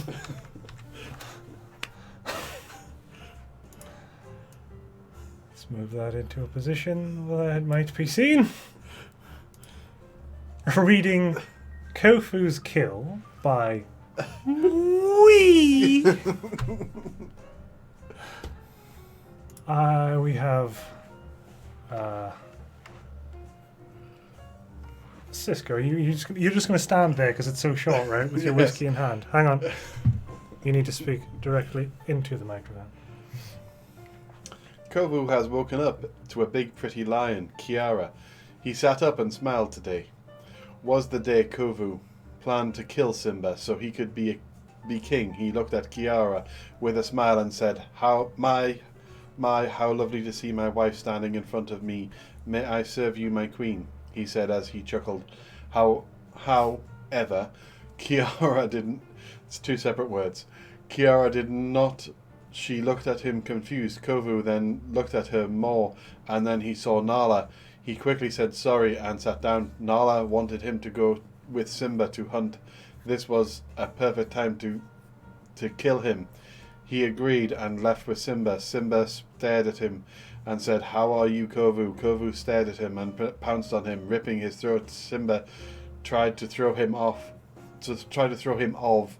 by biting his neck, but the young lion was too strong. Kovu has killed Simba. Guts hang from his neck. Kovu dragged his... Hang on, guts are hanging from his neck. Because that's where you keep the... Yeah, continue. Kovu dragged his body back to Pride Rock and Fake cried, telling them Ziara killed him. Nala then looked at Ziara. Ziara looked surprised and said, Me? Me? How dare you? I love Spa. As a brother, I would never. Kovu looked at her. The end of chapter 1. Well, you say that. There is no more chapters. I know. This was published on the 1st of August 2019. We need more. You didn't read the synopsis. Kapavu has planned an evil plan. Find out when you read. The best part of this is that there is no punctuation. There's no full stop. No full stop. This is just one. You should have read sentence. this in one long breath. I did my best. Glug glug glug, motherfucker! Right. Yes, Ito, and well, no. The problem with the rest of the stories, most of the rest of the stories were just dull. They weren't like badly written. Some of them were 300,000 plus words and were just the most boring things. Yeah. Oh, but you're reading the next one. Yeah. No, you can't get away with just that. Excuse me. Okay. That almost feels like you're cheating. Okay. Matt asked for it, but I also feel, we should apologize to Matt for it, even though technically it's his fault, is the best way to put that. Oh, I'm dreading this. I really am. I've not seen this one. I'm just saying. I have not pre-approved this, so this is I didn't pre-approve the last one. Oh, that didn't quite. That's right, Matt. You bear your responsibility. From Dripping Wet by Flicker Whip. Okay. Is this the Crystal Maze one? Am I reading?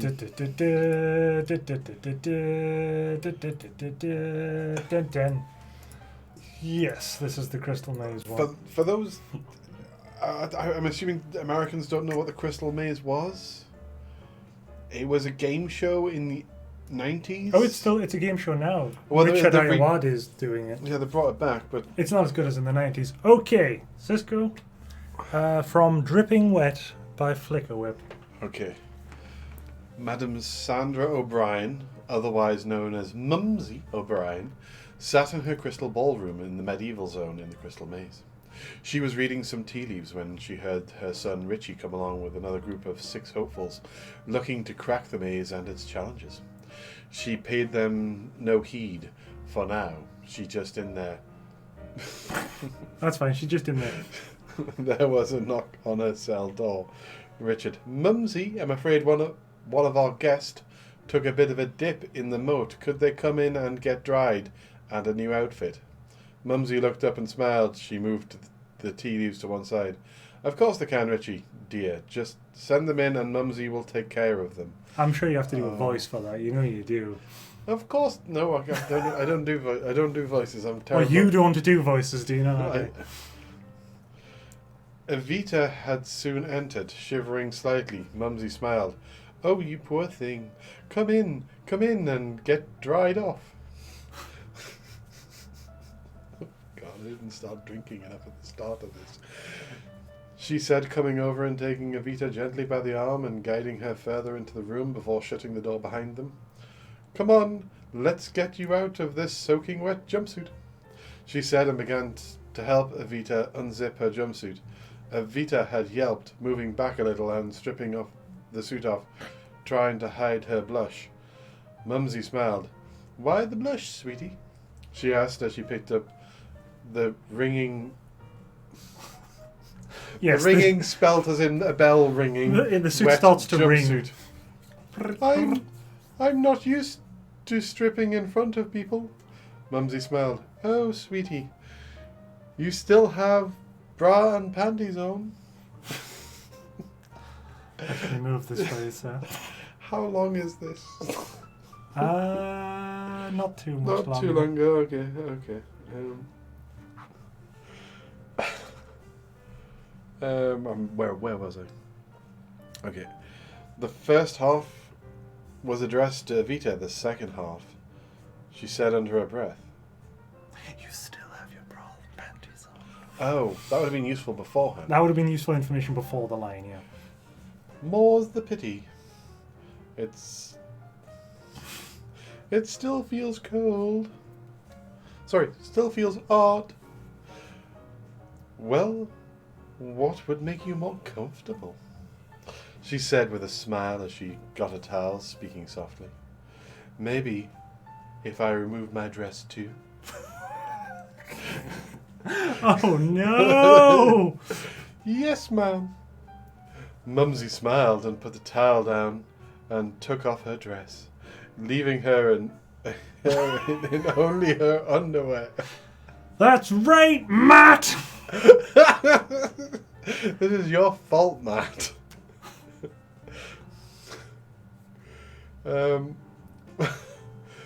Better? She asked as she picked up the towel again. Yes, ma'am. Mumsy smiled. Can't you say anything other than that? She teased softly as she began to rub Evita down with the towel. Sorry, Mum. Mumsy laughed softly. Little minx. Evita blushed shyly. Mumsy smiled at her, then looked down. Oh my, you're wet down there as well. Careful! You nearly tipped my chair over. Cisco just nearly fell off his feet. What the fuck have you got me reading? Hey, Matt. Sorry, I need another drink.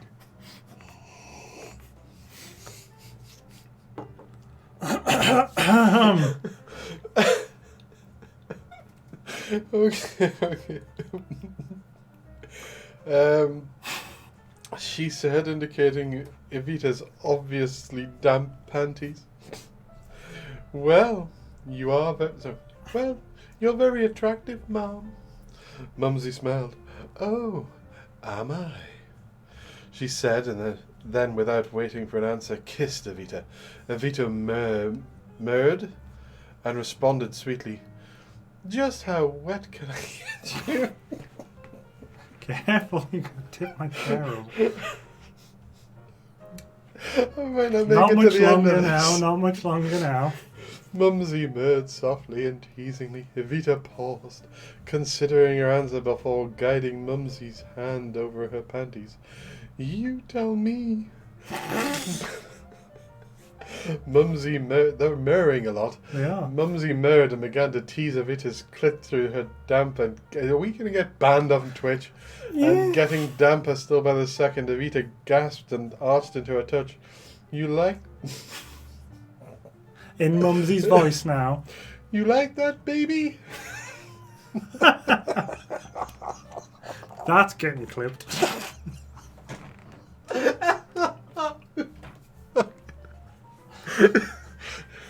Yes, Mom. Well, remove your panties then, little darling. Evita blushed, but quickly did so.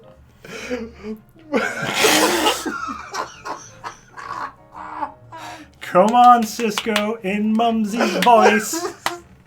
The next line. Oh God, I'm sorry. In Mumsy's voice.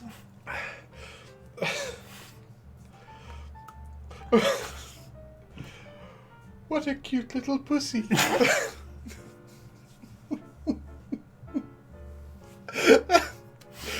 Thank you. You're very welcome, dearie. Evita blushed but smiled. Mumsy smiled and kissed her. Evita murmured. She responded. Mumsy slowly backed her up toward the table. Evita was soon sat back on the table. Fingers or mouth or both, sweetie? Both. at the same time. Lay back then, sweet baby. Evita murred and quickly did so. Mumsy smiled and knelt down on the floor. She gently pushed one finger into Evita at the same time began gently flicking her tongue over her clit. Evita murred happily. Mumsy kept it. Slow, gentle pleats. Evita soon cried out and came. The end. Oh my fucking god. We are so getting banned. There is one comment. Is it why? Oh, jeez. Not what I expected, but an enjoyable read. Did. Oh,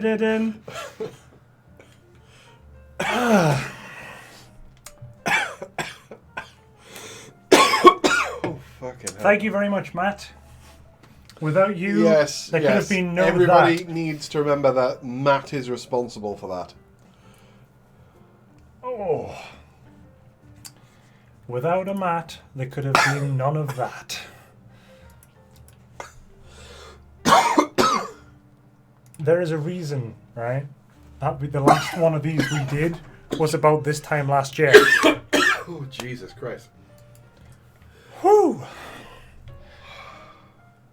Because that is just murderful for a word that is probably nonsense.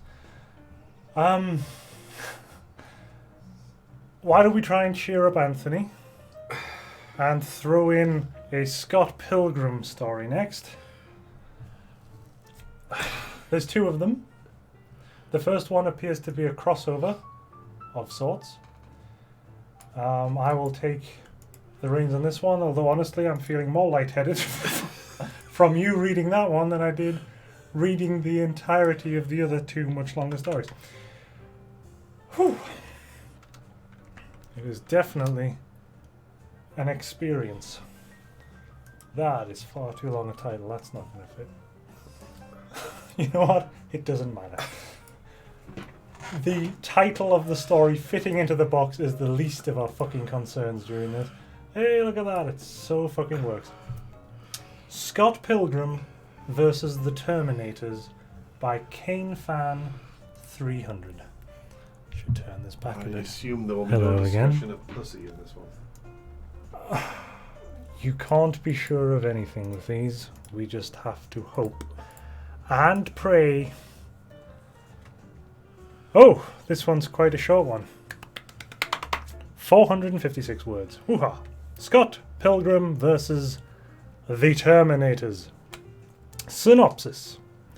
2 months has passed since Scott has defeated the 7 evil X's.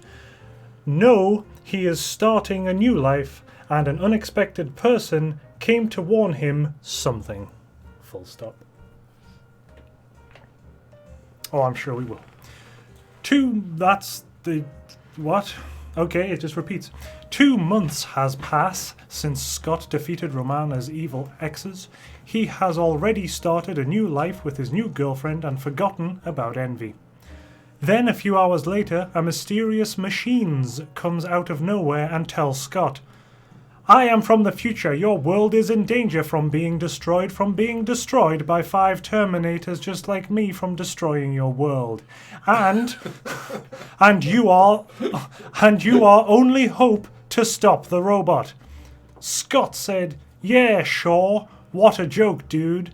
When Scott is walking to go see Knives Chow, he sees a Terminator kidnapping Chow. He goes over there and starts attacking the Terminator and destroys the robot with a knuckle punch. Scott then says, are you okay, Knives? Knives replies, yes, I'm okay. What was that? That dude wasn't kidding about Terminator things. Scott's cell phone rings and he picks it up to see that Romana, and he answers it. Romana says, hey, where are you? I have been trying to contact you. Sorry, I've been a little busy with something. I'll get back home in a half an hour. Then he gets a text message from Kim that said, Stephen almost got beaten up badly from a robot machine. Scott said, I will be there. I will get there in a while, so don't worry about me, okay? Then Scott came to Stephen Still's house and saw a huge mess around the house. Kim said, Scott, I'm glad that you came. I was scared when this robot thing came to the house. 5 minutes later, robots came to the house. Young Neil said, that was Terminator that came to the house moments ago. Terminator number 2 said, Scott, I'm here to destroy you and everyone that you know and love. Scott says, I will never let you destroy the world, let battle. Scott. Terminator 2 said, fine, let's battle. The Terminator machine starts shooting around the house. Then Scott makes an energy shield so that he could get protected from bullets. Then Scott tackles the robot outside the house. He uses energy blast to attack the robot, but Terminator number 2 was very strong to get rid of. Then Scott got a katana out of nowhere. Then he started dodging the bullets with a katana sword. Next, he jumps so high, he slashes the Terminator robot in half, and everyone is safe from now on. The next day, he sees bolt of lightning outside of Wallace's apartment. He will have to check it out. That's the end. And the end of Scott Pilgrim versus the Terminators. Yes, indeed, reaching the threshold. I think I would have to say that that story benefits so much from the story previously because there's no sex in it. Next to that, anything appears better. Oh. Right, so on to Anthony's next, which is Scott Pilgrim versus Ireland. The entire country? Oh, I don't know. The first one was based on the film. This one is based on the comic, I believe. So, you know, different... Same thing, different universe? I don't know. Whichever way you want to look at it. Once again, I'm a fan of the author's name. Scott Pilgrim. Killer. No. Scott Pilgrim versus the Island by Super Killera.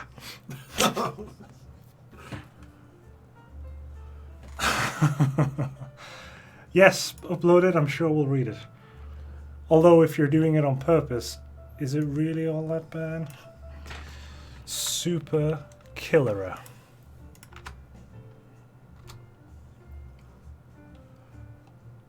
It's a bit longer. Okay.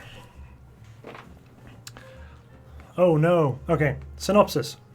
Scott Pilgrim gets stranded on a Minecraft-style island and has to find all his friends and survive. Scott Pilgrim versus the island.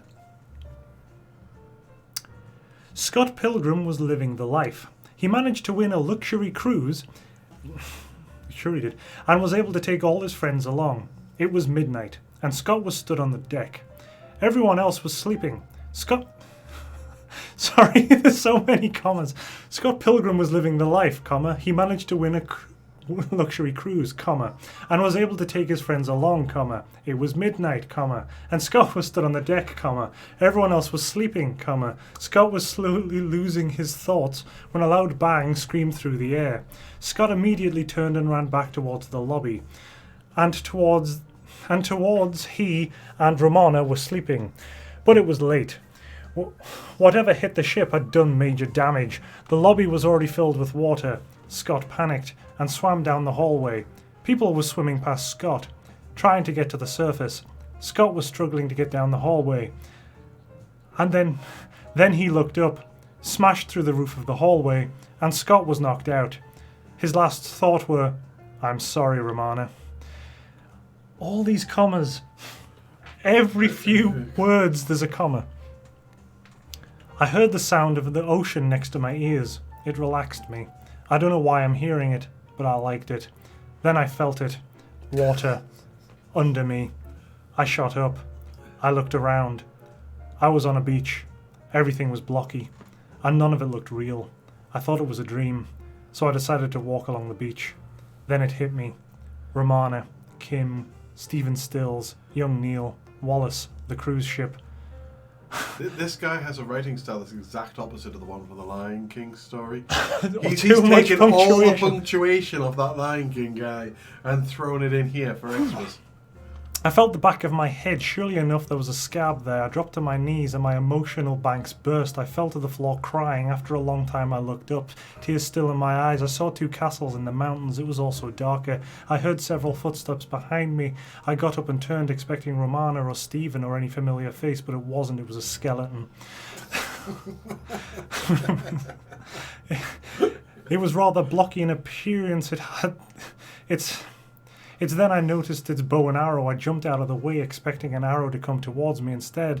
After I got back up, an arrow shot by my head, and all I could hear was my head, and was a horrible screaming noise. That is an interesting side note. For those wanting to know what he's hearing, it is the same sound you hear in Amnesia, The Dark Descent, when you're getting chased. Look it up. I look over towards the castle and ran, hearing the arrow fly by my head. However, finally, the arrow stopped, and I reach the cliff face. I look up. It's rather blocky, so I can climb it. I quickly grab onto the nearest block and pull myself onto it. This is going to take a while. Whew. I slowly got up. It was dark. It was strange. I must be dreaming. I should be on a cruise ship with Scott and the gang. I whacked myself so hard in the face, hopping, wake up. But instead, I stayed there, began to cry. Every feeling I had came out. I could feel my clothes. They were soaked. The only dry part was my head. I looked around, hoping to see Scott. I didn't, however, see Scott. I did, however, see a castle, and that appeared to be a skeleton bouncing around it. I thought if Scott was alive, he'd head there. I dove into the water and swam across. I climbed it. It was blocky, so it was easier to climb. I eventually got to the cliff near the castle. I saw a black figure climbing it. I hoped it was Scott. Is that all this person hopes? And his climb looked easier. I could see my climb was harder. I would probably have jump a few. Besides, what I would have to lose, that skeleton was running toward me, and with that I started my climb. I felt a sharp pain in my back. I tried to move, but the pain was great. I struggled slowly and finally managed to stand. I felt blood pour down my back, but I couldn't care less. I slowly treaded into the strange blocky wood. I knew this was real. Dreams don't have that much pain. Eventually I found a small puddle of clear water. I couldn't care less.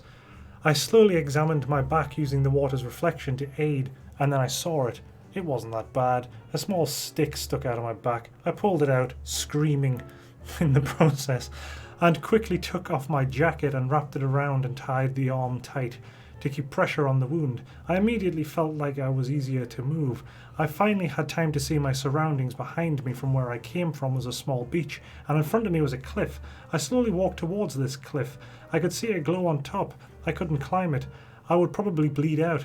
I walked around, hoping to find an easier way up. Instead, I saw what faintly looked like Romana, and I was glad to see her alive, and wherever she was, Scott was. "Romana!" I yelled at the top of my lungs. The figure stopped and looked down at me. "Kim, is that you?" the figure yelled toward me. "Yes, I need help. I'm injured," I yelled.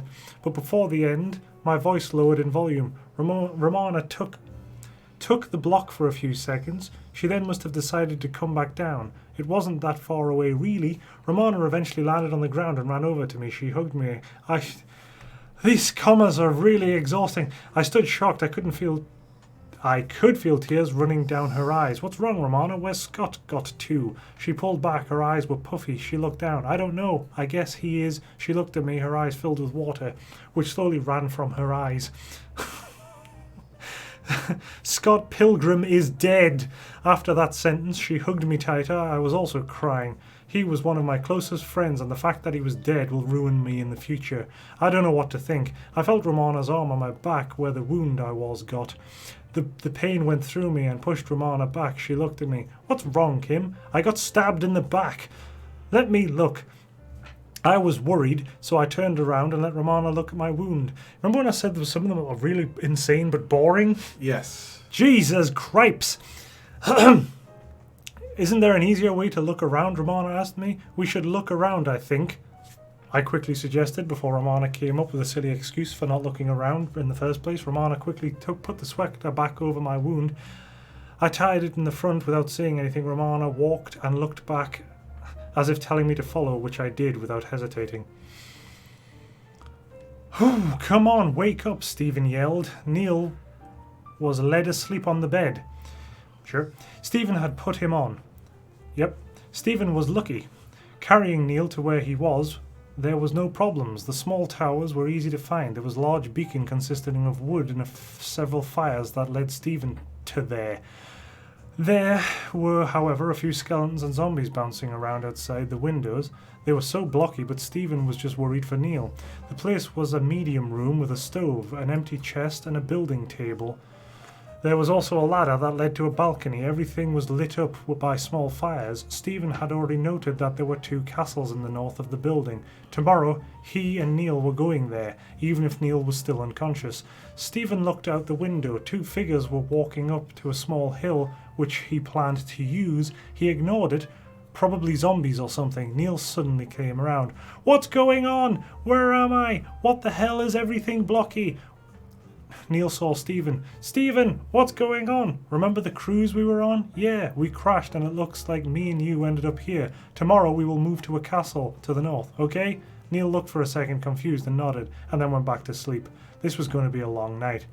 Yes, it is. Please be the only chapter. Yes! The end, technically. Holy crap! Thanks, Anthony. I'm awake. Who knew so many commas could exhaust you? Jeepers.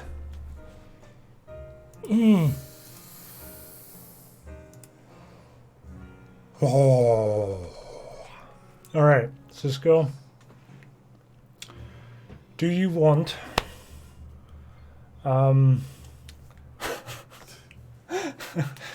Larry the Lemming versus Satan?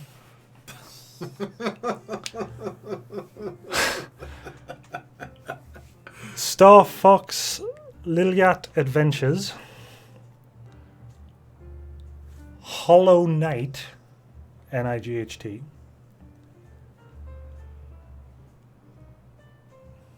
Vanderaken's Children, What? or the Festival of Troutbargle. Hang on, what are those last 2 from? The last one is How to Train Your Dragon. The one before that is The Regular Show. The regular Requested by Danae. regular show? Tell you what, how about I take The Regular Show then? Since you're very confused. I'll give you Hollow Knight. I don't know much about this one. This one was requested by Zwoosh, by the way, so... Oh, fucking what? 390 words. Yeah, but that Crystal Maze one couldn't have been more than 500 words. But oh my god, did they hurt? They hurt. There's something weird going on here with who has to read all the fucking you words. all heard it. You can't unhear it. You get to read the guy's name. Oh god. I'm going to read that on my screen. Alright. Yes, by Garuta Mashandran 36. Alright. Okay. Would you prefer this on your... No, I'll just stand up and... I will move the mic in your favour. There you go. Yeah, whatever. Yes is its name. Well, also known as Hollow The Knight. best part is I don't know what Hollow Knight is, so this... It's a game, it's a game. Okay, the Void Entity. Not much is known about it, except for its insatiable desire for the human race. In what way does it... Okay. Giggity. It lives in the darkest corners of the universe, and only the bravest of brave souls ever venture forward to vanquish this beast. Little do they know that the creature could be reverted to its original cosmic state by a simple method. That's when all the adventurers went wrong. What? With the high-tech ships and top of... That's not a word. RN... He... Line... Mechanic... None of the adventurers were even able to lay a scratch on him. Laser cannons, plasma bursts, and ion cannons barely fazed him. Every adventurer that went to confront this demonic entity never came back. But there was one that stood a chance against the creature. It was the mightier adventurer Havoc? Havoc? Yeah, I think that's Havoc. Otherwise known as Royal. Well, that's confusing. He was a descendant of the greatest kings that brought the world to the golden age that was before the void. Plague. Before the evacuation of Earth. By the way, this is one paragraph with no... This is just a box of text, a big block. There is, however, an abundance of commas again. Before everything, the brave adventurer had faced many trials before. The demons of Goloth, the spirits of Holloway, the spider of Dreadnest. He was hailed as the greatest since the kings themselves. Right now, ? He was... So it's right now? He was sitting adrift in the middle of space, hoping to slay this vile creature. Huh! What could be so bad about a creature that only consumes women? Misogynist. Oh boy, you were so wrong. As he approached the jump, he started to feel a tingle near his genitals. What have you done, you bastard? Huh? That's weird. I only shaved them yesterday. Why did you do this to me? That came out of nowhere.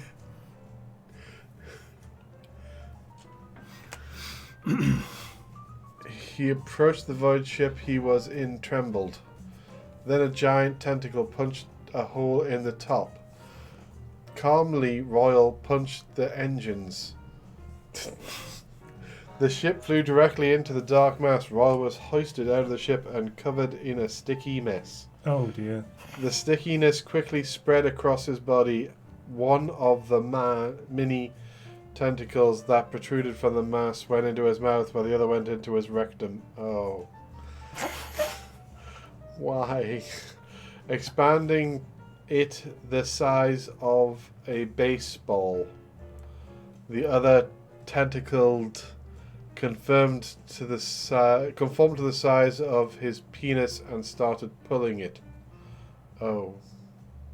The void watched with an evil grin as our hero was abused by his minions. The end. The end.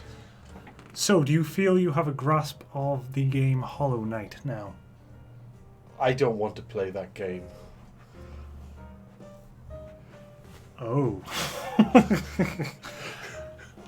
I'm sure very little of that has anything to do with the game Hollow Knight, but there weren't many fictions to be had, and I'm sure one day in the future Zwoosh will hear that story read and he will be happy that he missed it. Was not part of his request, shall we say. Right, moving swiftly on from tentacle rape, for lack of any better word, we'll move on to one of Meeks's stories now. The Festival of Trout Bargle, which I am assured... That totally fits. Don't know what you're talking about. Totally fits. Which I am assured is a How to Train Your Dragon story.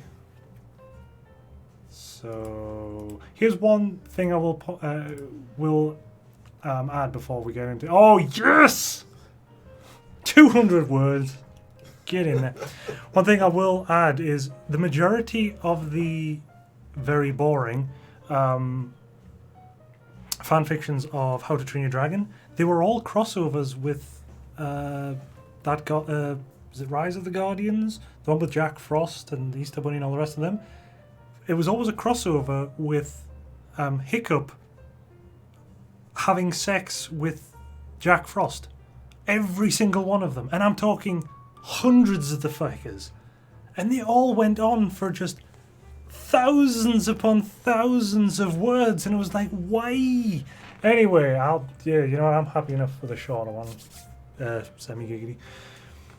Right. The Festival of Troutbargle by Illfeet. Oh, apparently Jack Frost and Hiccup were a Tumblr ship. Oh, well, there you go. That apparently. That doesn't help. Completely passed us by, but at least it is an explanation. Well, there you go. But not a justification. Explanation, not justification. That we should have that on a t-shirt for you. The Festival of Troutbargle had been in full swing for a few hours, already before Ruffnut got invited to her first trout slapping. What? I hope you're listening, Meeks. Wherever you are. Meeks is long gone. What? He's gone? Well, I hope in the future you're listening, Meeks, because this one was for you.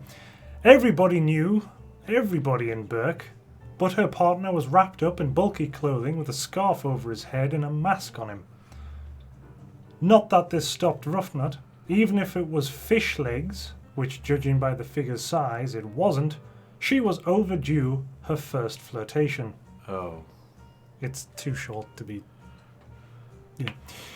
They slapped each other with trouts until they were covered in a pulpy mess of fishy flesh. They fell together on the ground, giggling. Why? Toothless trotted by and snapped up pieces of discarded fish. Because of course he did. "Let's see who you are, lover boy," Ruffnut said and crawled over to tug at the mask. The anonymous slapper protested and they ended up in a wrestle. "Gotcha!" Ruffnut ripped the mask off in triumph. Her eyes narrowed. "Is this some kind of joke?" "No," said Astrid, breathless. "What about Hiccup? He's busy slapping trouts with your brother." Of course he is. Ruffnut barked into laughter. Then she thought it over, shrugged, and leaned down to claim her kiss. Astrid's strong hands clutched at her neck. All in all, not a bad conquest, Ruffnut thought. Snotlout would be furious.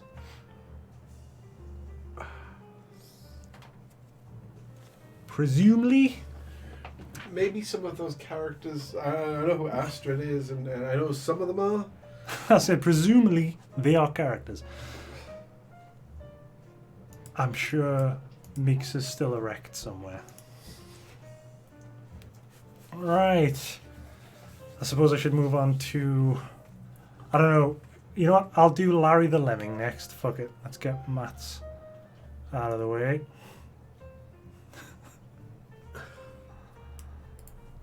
I love the title. I must admit. That's the wrong... Pretend... This fucking exhausts you, doesn't it? It's feckin' exhausting. Once again, that's totally not going to fit in the box. You know what? Maybe I can edit that down a bit. And by edit it down, I just mean do that.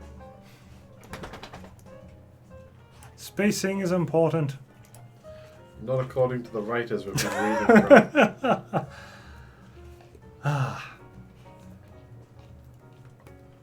Sorry, Danny. Larry the Lemming versus Satan by B Neo 20.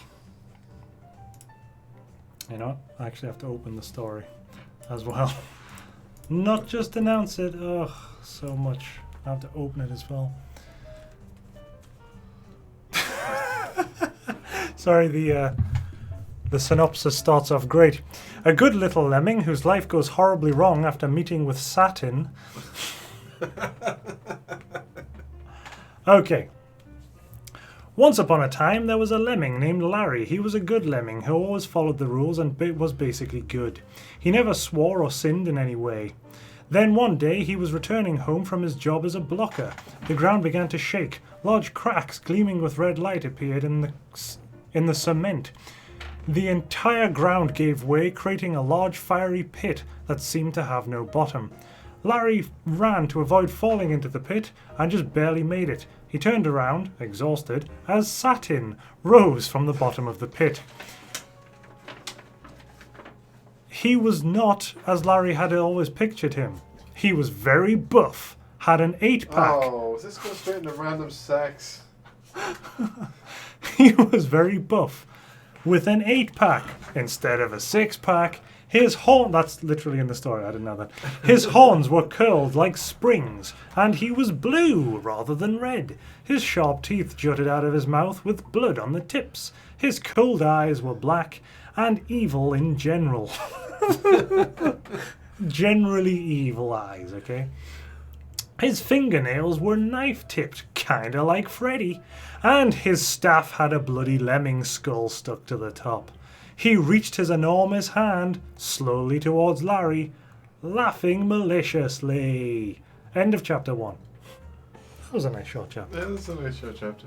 Chapter 2. The Real Hell. Larry staggered back as Satin's hand slowly came closer and closer. Larry looked up and said, "Why? Why am I dying? And why am I going down there? I have been good all my life. Why?" "I have my reasons," said Satin in his deep voice. He grabbed Larry and pulled him into the fiery pit as it closed itself and the world went back to normal. Larry slowly opened his eyes. He was in the middle of a large field of flowers. Maybe I didn't go to hell, he thought. Maybe I went to heaven. He looked out over the field and saw a sheep. He got up off the ground and walked towards the sheep. He leaned down to pet the sheep, its soft fur, when suddenly it grew horns and its eyes glowed red. Its teeth sharpened and it grinned evilly. The next thing Larry knew, he was being chased by a demon sheep. Then a hole opened up underneath him and he fell down through the darkness. He landed hard, giggity, on a solid, giggity, red rock. All around him was dark red lava and rock and fire. He realized that he was, in fact, in hell.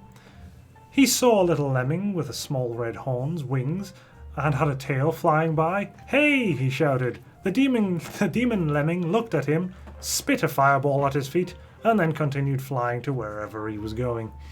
Just wherever. He's got things to do. He's a demon lemon. They're busy people. Larry danced and jumped around as the flame ate through his little lemming shoes and began to char his feet. Overwhelmed with sadness and confusion, Larry the lemming sat down on the hard, hot ground. Cried. To be continued. Oh, there is a chapter 3. There is a chapter 3. It's not the longest chapter. Chapter 3. I think The it is Master actually longer than the other Lords of Hell. Demon Lemon. Larry slowly lifted his head. His eyes were red from crying for the past few hours. He sat on the ground silently, looking at his surroundings. The ground was red and chalky. There were stalagmites, I think that's right, sticking out of the ground. Right. That again is in the story. There were stalagmites, I think that's right, sticking out of the ground in random spots. Actually, it's wrong. Stalactites. Stalagmites. Stalagmites. Oh no, it is stalagmites. Mates up, tights down. Geologist. There was a large river of molten lava going through the ground and red lightning streaking the black sky. Every few minutes, a soul would fall from above, stand up, and slowly walk away. Larry didn't know what to do, so he got up and began walking. After a while, he saw a long line of evil souls standing in a line. Larry went to the back of the line and waited. Several hours later, he reached the front of the line. He was standing in front of a large gate that read, The Master Lords of Hell. As he approached it, the large gates opened as if by magic. He heard evil laughter coming from seemingly nowhere. He slowly walked forward, thinking about his predicament. Meeting Satan, yay, not Saturn this time. Meeting Satan, being chased by an evil sheep, it didn't make any sense. He had always followed all the rules and the Bible, because he's a lemming. He had never said nor done a bad thing in his life. Why him? It didn't make sense. He kept walking and finally came to a long table surrounded by people in chairs. "Hello, Larry," said James Wilkes Booth, the lemming.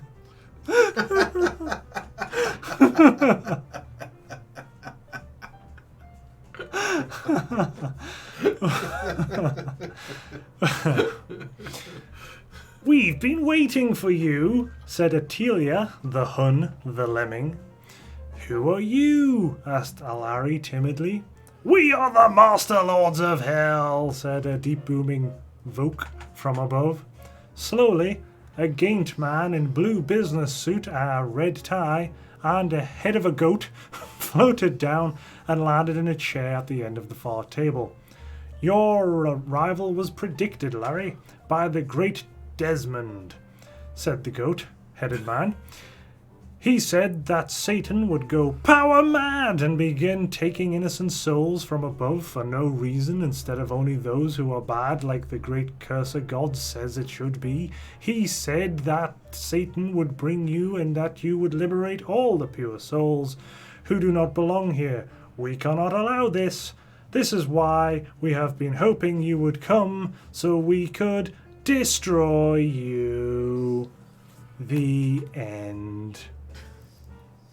Published September the 30th, 2006. It's just...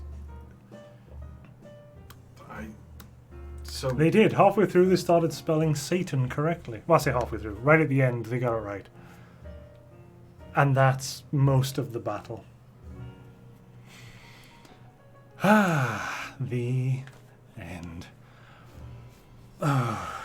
Ito's still around, so I can read his. What? Unless he wants you to read it. We'll ask Ito. Yes, Ito. It's on Ito. Ito can pick. Do you want me to read it, or do you want Brazz, who is much better at reading things, to read it? How am I better at reading things? He's just generally better. That sounds like a cop-out to me. Ito says he is. And 10 glug glug glugs for all the muggafuggers. Eek, that's not the right button. He wants Sisco! Damn it. Lucky for you, this is 1,424 1,000, that's words. so many words. Right.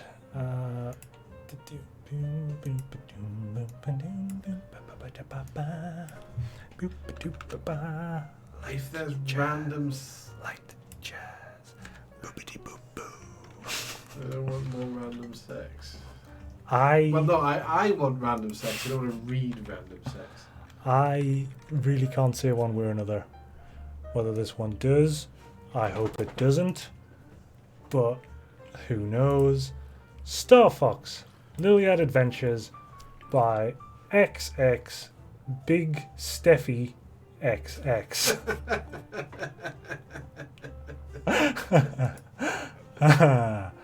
Chapter 1, Sisco. Why don't you see if you can get... See if the dog wants to go out. Yeah. Chapter 1, The Funeral. Please take it away. Right. Let's go! No, he wants tasties. He wants stream tasties. That's what he wants. He's been given tasties. You can have one more stream tasty because the stream... Oh. Giggity, it's a big one. Nom. Hang on, I will increase the font size for you as a courtesy, since you're not sitting directly in front of the screen. So the difference, Novus, is I really hope that nobody reads one of my stories thinking, oh my god, this is 25,000 words, that's so many words. I couldn't read a 1,000-word story of that Tell you Hollow what, Knight right? thing. That just would be... I'm going to raise the microphone directly in front of you. Okay. There you go. I awake to the sound of fallen rain. I don't look forward to this day. Today is the funeral of Fox and Maruk McLeod? I don't know if that's the right name. They were poisoned with some sort of virus. Yes, you were. Says somebody who doesn't know what a virus is. The police are still on the search for the culprit. It's been 2.5 years since I last worked with them during the Third Liliat War. The only one I've actually kept in contact is Crystal, since she and I had a close relationship. She even tried hiring me as a PI. I tried to figure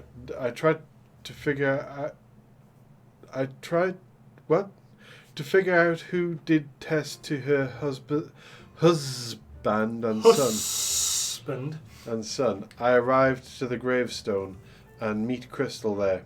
Oh, hello, Stephen. I'm glad you came. She turns to hug me. I'm sorry my parents can't make it. They absolutely wanted to be with you in this time of need. She looked up from the hug. That's all right, dear. Ever since they left you in charge of Star Falco, they've been busier than ever. That's right. My parents retired and even gave me a little brother named Maxwell. They've been taking care of him while I'm gone. Stephen, I never heard her so broken before. Could you stay with me for a little while, at least until you have to leave for the Great Falcon next week? I'm not sure if I should, but I can't say no to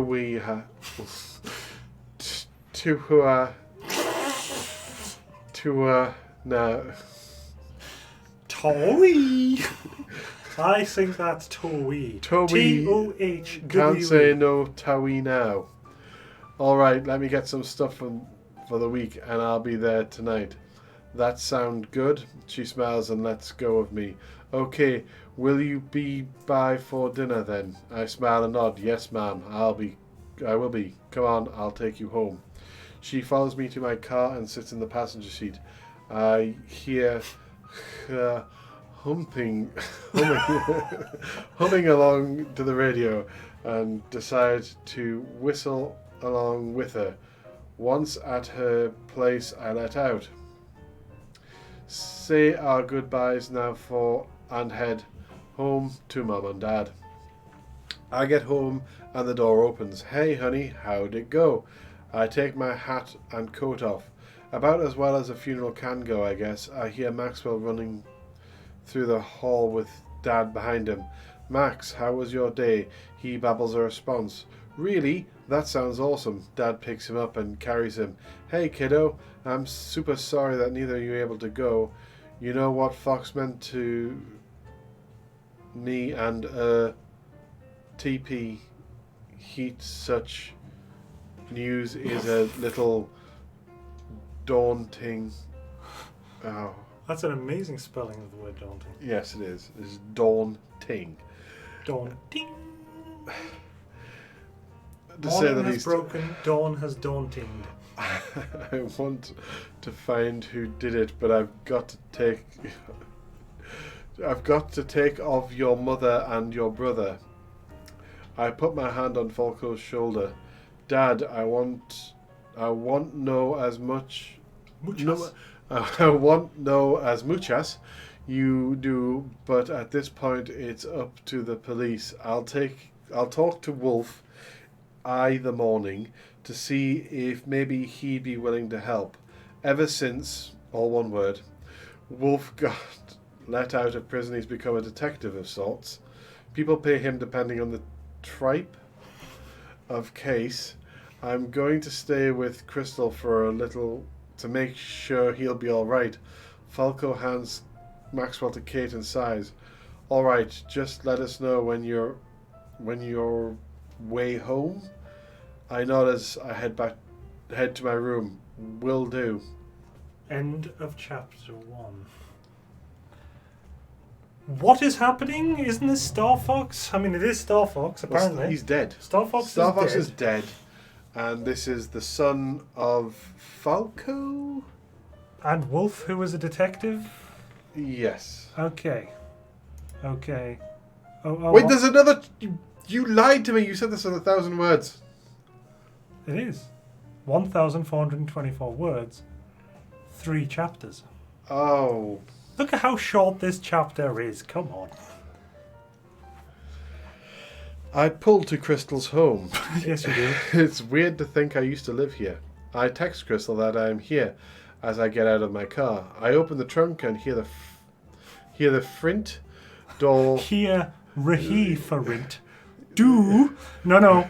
And here, rehe for hint do open. That is a fucking sentence. Do it justice.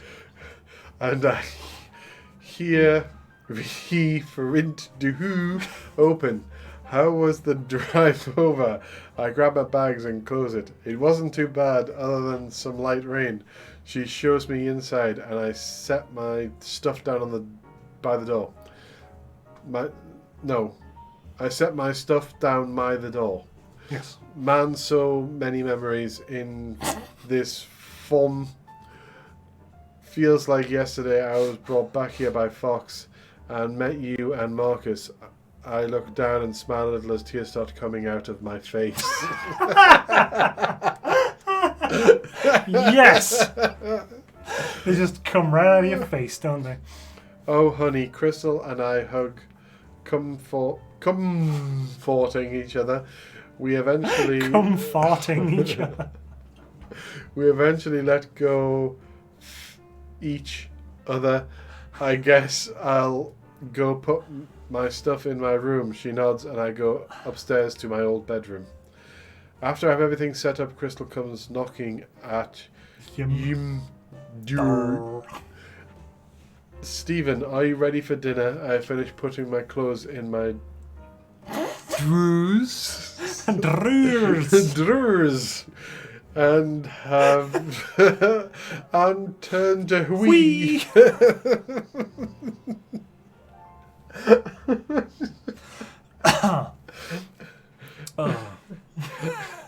Yeah, I'll be down in a sec. I closed the door. No. Sorry, I closed my drawer. And head down. She's already serving dinner as I enter. Dinner. I could have made dinner for us. I know how you're feeling, and I don't want you to feel like you're on your own. Maybe he's Scottish.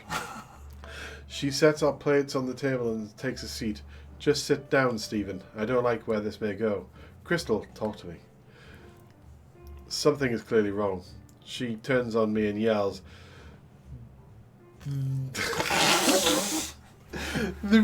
There isn't anything wrong with me. Apparently she's drunk. It's everyone else that has something wrong. How am I the only one who wants to find...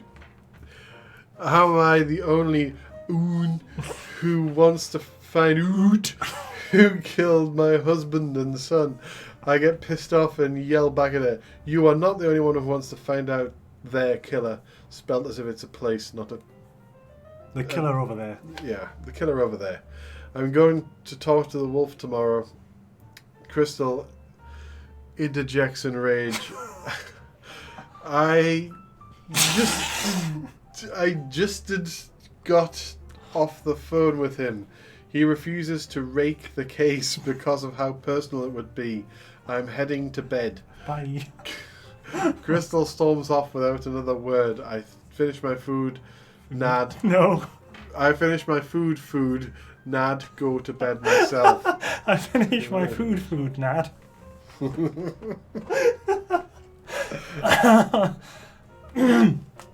I wake up in the morning with a note on the front door addressed to me.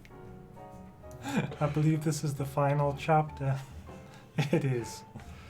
Dear Stephen, I'm leaving this note here, as you're the only warning. I'm going to find them. Don't try to stop me. Cursed. Cursed? Why does that name sound familiar? Is it here, alias? Is it here? Is it here, alias? I then get a flash. back. Sorry, I'm getting a flashback to not the 9 o'clock news. Have you ever gone under an alias? I then get a flashback to the night Bill was murdered. There was a note addressed to Star Fox. It was Hend by an assassin named Kirst. This isn't good.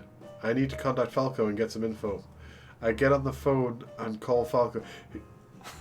Was that him saying something? There's a quotation mark. There's an end of quotation. There's an end of quotation. And no there's beginning, yeah. Okay. I get on the phone and call Falco. Kat answers, hello. I ask her anyway. Hey, Mom, you wouldn't happen to know anything about an assassin named Kirst, would you? She thinks about it for a second. No, the name Kirst doesn't ring a bell. I then hear, as in a place, Falco grab the phone. Who is this and how do you know that name? I'm worried for a econ, but realize that the name is probably classified information. It's me, Dad. Why do you know about them? Falco is quiet. It's quite. It's quite. Meeting at the dinner on the crosshairs of 22nd and 3rd Street. We can't talk about this over the phone. He hangs up. Damn, I was hoping for immediate information. I take the note with me and meet him at the dinner. While at the dinner, I ordered some food for myself and wait for Falco. Hey Stephen, good to see you. I stand up and hug him.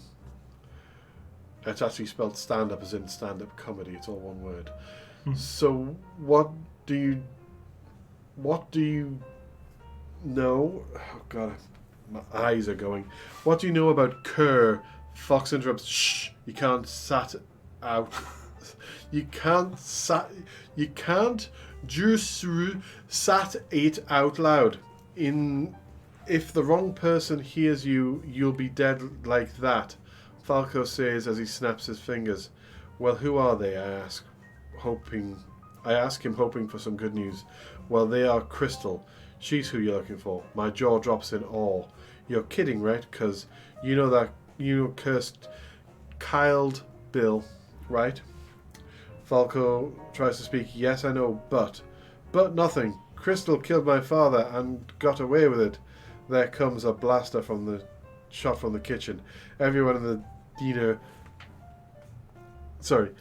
Everyone in the dinner freaks out. Everyone stay calm. I look to Falco. You keep them from getting hurt any further. I'll go see where it came from. Falco nods and we split off. I head towards the kitchen and everything looks fine. That is until I see a blaster A-hot come from the freezer. Stay down, I say to the chefs in the kitchen. I enter the freezer looking for her. Come on, Crystal. This isn't for you. This isn't you. Yeah. This isn't you. You're not like this. I hear an almost seductive laugh. You're right, Crystal isn't, but Kirst is. I am then hit in the back of the head. I stumble for a sec off, but recover quickly. I enter hand-to-hand combat with her. Several punches are thrown, but none... Sorry? I enter hand-to-hand combat, wife. Wife, yes. Several punches are thrown, but none land. We both have the same kind of training due to being in teams like Star Fox and Star Falco. I then land a single hit on her and she cathes me in the jaw and I stumble backwards. I see her escape in a vent. I try to follow, but I'm in there, she's gone. Damn nut. The police arrive and question me. The end. It's listed as a complete story, so it is completed. Damn nut! I hope you appreciated and enjoyed your story, Ito. Jesus cripes. Oh.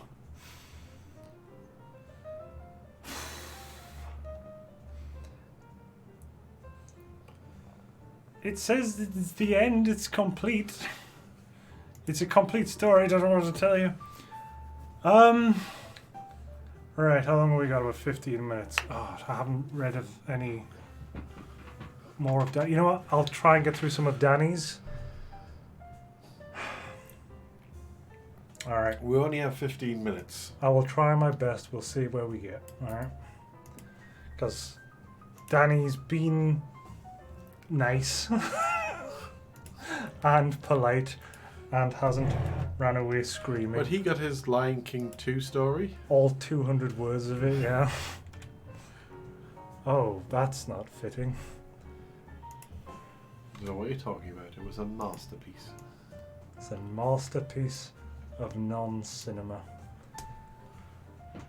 Van der Decken's Children by Sleepy Techno Kid. This is a regular show. What is a regular show? It's a cartoon. Oh, okay, so it's a cartoon. Okay. And it is a crossover with Doctor Who. Okay. Right, here we go. The Doctor and his friends has been taken by what they thought were ghost pirates, but just turned out to be griffins that voyage the universe. Okay, good stuff. Here we go. In the Glorious Falcon, where there are different kinds of avian species ranging from bipedal humanoids and anthropomorphics, some are mixed, watching and listening to a small group of white variant avians, such as griffins, eagles, all sorts of kinds, playing variants of instruments that are made of ice. Just realised the microphone is really, really high, because it's been smoking, clearly. For a moment, they managed to finish as the instrument completed melted from their hands. Everybody else in the tavern began to applause and cheer from their performance. Another avian walked in front of them clapping, as well it appears to be the host. For coming from a frozen place, they do not know to play such kind of tunes. Even they are made of ice, the host said with a few chuckles. He clears his throat. But they will return to play more. Commotions from the other kinds begin to fill the tavern. A human-sized bipedal blue glowing that resembles a ghost griffin walks into the tavern, wearing clothes from somewhat either from the 18th or 19th century. Walking to another which is sitting at the bar, who seems to be the leader of a crew that they're both in by the look of their outfits. What the fuck? The one that is sitting at the bar turns his head to the one that is standing beside him. For a glance, he turns his head back to the position it was in before and gave us quite irritable sigh on a new line. What is it, Kota? He spoke after he took a drink. We should talk about the warning. Kota Harada is his full name, replying to his captain's question. Okay, is that a character that I don't? That is it from the show? The reply from Kota irritated the captain by from sound of its sigh. No, it's not. Oh shit, we're in deep shit now. I've lost the word there. I lost where I was. This is just word soup. What is it, Kota? He spoke after he took a drink. We should talk about the warning, Kota Harada. Blah, blah, blah. Do you really believe in what they say about this killer rock? The captain asked as he turns his head slightly towards Kota, shooting him with an irritable look. Not a gun. Through our concern, we have been scattering just in case, Kota replies. I mean, one of them is a Time Lord after all. And you believe that this because there are times and lords of time? The captain couldn't help but have put a smile and a chuckle from how ridiculous the conversation is. I fucking agree. is going. Time Lords are nothing but paranoia. Even we do not come across with good ones. What? Kota's slightly muscular chest rose a little, then descended from slight sigh. Except one. Oh, of course. One. The captain still looks at Kota. The legendary doctor. We managed to get his help. For what? Silence breaks between them. Hesitation, but still managed to reply to his captain's question. One got attacked by rock.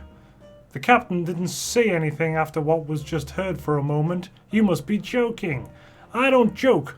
Sometimes when it comes something like this, we took our own hands. Right now we get the doctor and his crew, Kota said in such a serious tone.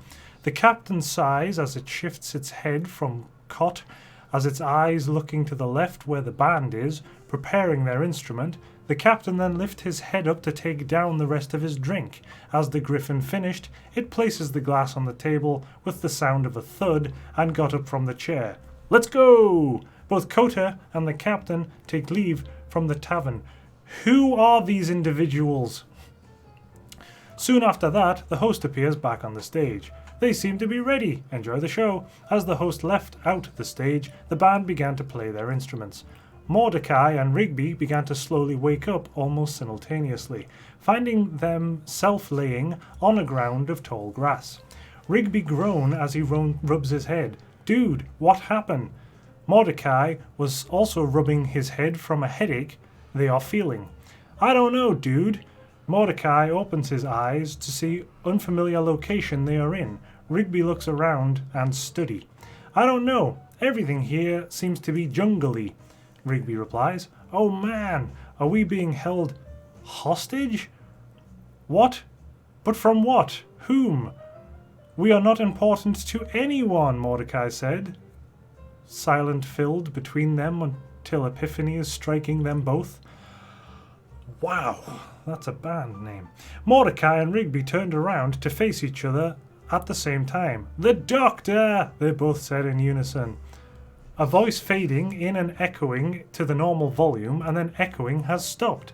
The doctor's vision... Yes, it is.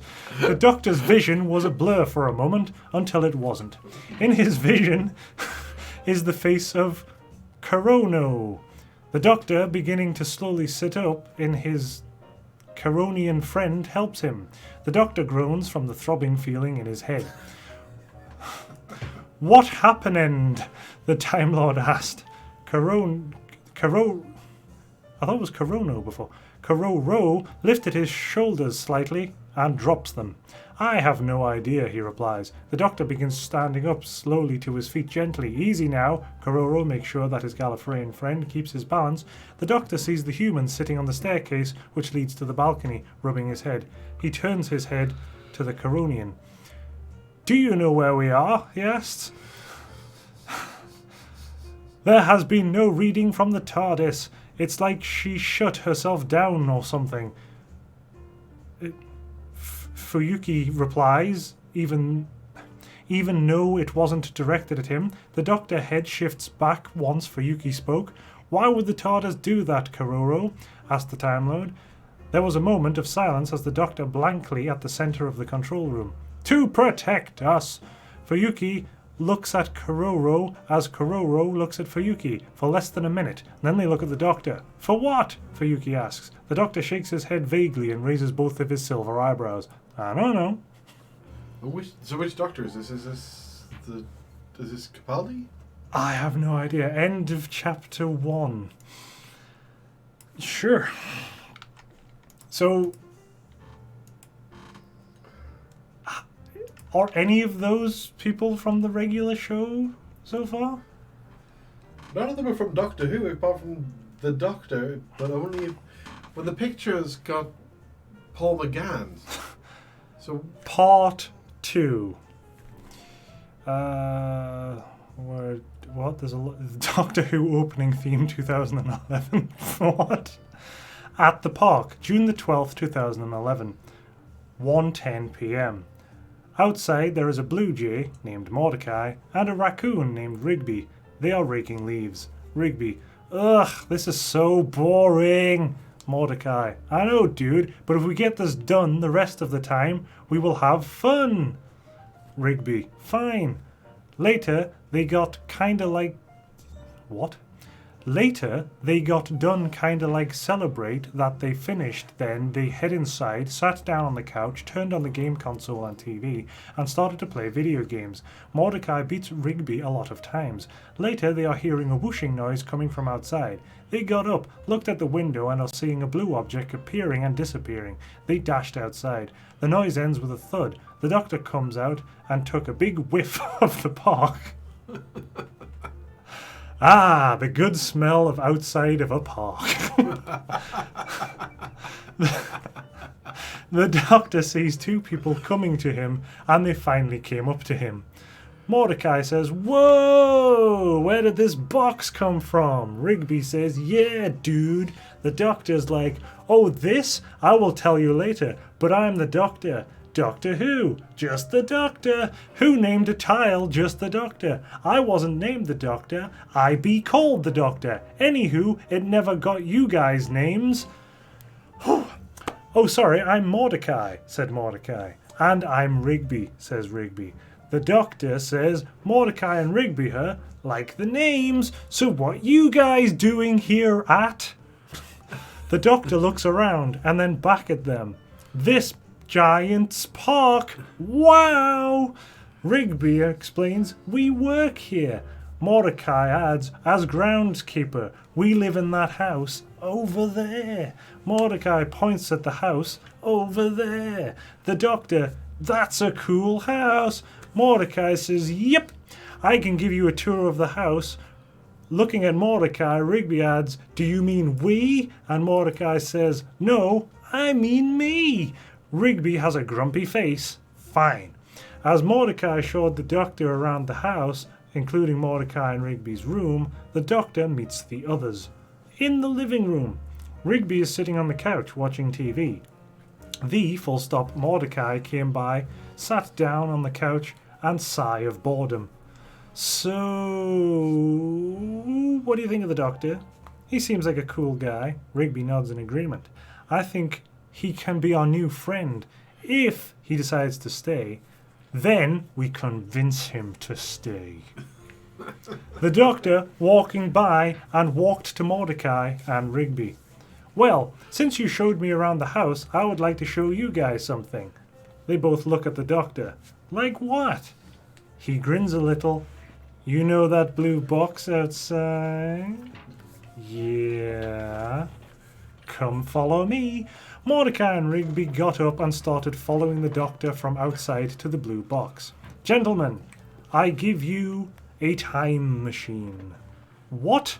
It looks like a normal police box. Besides, it's too small to be a time machine because there is size limits on that sort of thing. Yeah, there are size limits, obviously. Well, because you haven't seen the inside yet, added the doctor.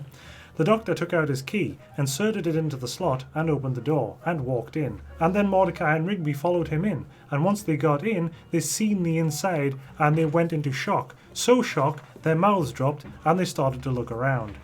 Welcome to the TARDIS, TARDIS. It stands for Time and Relative Dimension in Space. How? How is this even possible? Asks Mordecai. It's a Time Lord science. You guys wouldn't get it, says the doctor.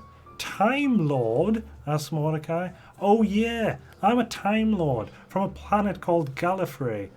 Oh, so you're an alien. The doctor nods in agreement. Awesome, shouts Mordecai. Rigby, looking at the wall of the TARDIS, says, whoa, I guess these must be Time Lord symbols or something. The doctor, looking directly at Rigby, well, you got the symbols right, they're part of Gallifreyan. Mordecai, looking at the wall, adds, do they mean anything or are they just designs? They do mean something. All these words relate of time and space. What do they say? They asked. Time, space, past, present, future, universe, much more. Cool, said Mordecai and Rigby together. Walking to the console area, the doctor added, guys, come here real quick. They both walk over to the doctor. Put your hands on the console anywhere. Why? Asks Mordecai. I just want to see something real quick. Mordecai and Rigby shrugged, and they put their hands on the TARDIS control console. And there is a light, smooth sound coming from the console. The doctor says, look up. No, he does not. The doctor, while saying, wow, we all just met and she really likes you guys, looks up. Mordecai, looking at the doctor, says, wait, who's she? The TARDIS. I have my companion to do this to tell if the TARDIS likes or dislikes. Why? Asks Rigby. Well, let's just say the TARDIS can be a little unkind to who companion end with mostly two females. What? Well, let's just say the TARDIS can be little unkind to who companion end with mostly females. Sounds jealousy, says Rigby. Well, don't say it in front of the TARDIS, looks at the consoles. Cover your ears, dear, looking at the panels. More important, where are your ears? Mordecai said, well, Doctor, me and Rigby are going to the coffee place to get coffee. Ooh, Doctor, you should come with us, says Rigby. I don't know, Doctor? The Doctor smiles. Well, why not? We could use the TARDIS. How far is it? Mordecai says, like a few miles. Great! It'll take less than 2 minutes to get there. In any direction. The Doctor pulls a lever and the TARDIS engine starts. Play Doctor Who ending theme music. To be continued? Part 3. Wait. Previously on Doctor Who. Oh, a cool park. Ugh, this is boring. I know, dude. The good smell of a park. Whoa, where's this box come from? I'll tell you later. But I'm the Doctor. Doctor Who? Who named a child a Doctor? How long does this recap take? Play the Doctor Who opening theme from 2011 to 2012 here. The entire TARDIS console room is shaking, and that's what's preventing Mordecai and Rigby to enable to stand. Mordecai says, what's up with your TARDIS? It does this when she moves. He holds onto the control. Okay. Please note, the Doctor has never called the TARDIS an it. I never claimed he did, but okay. Rigby, well, you need to fix that.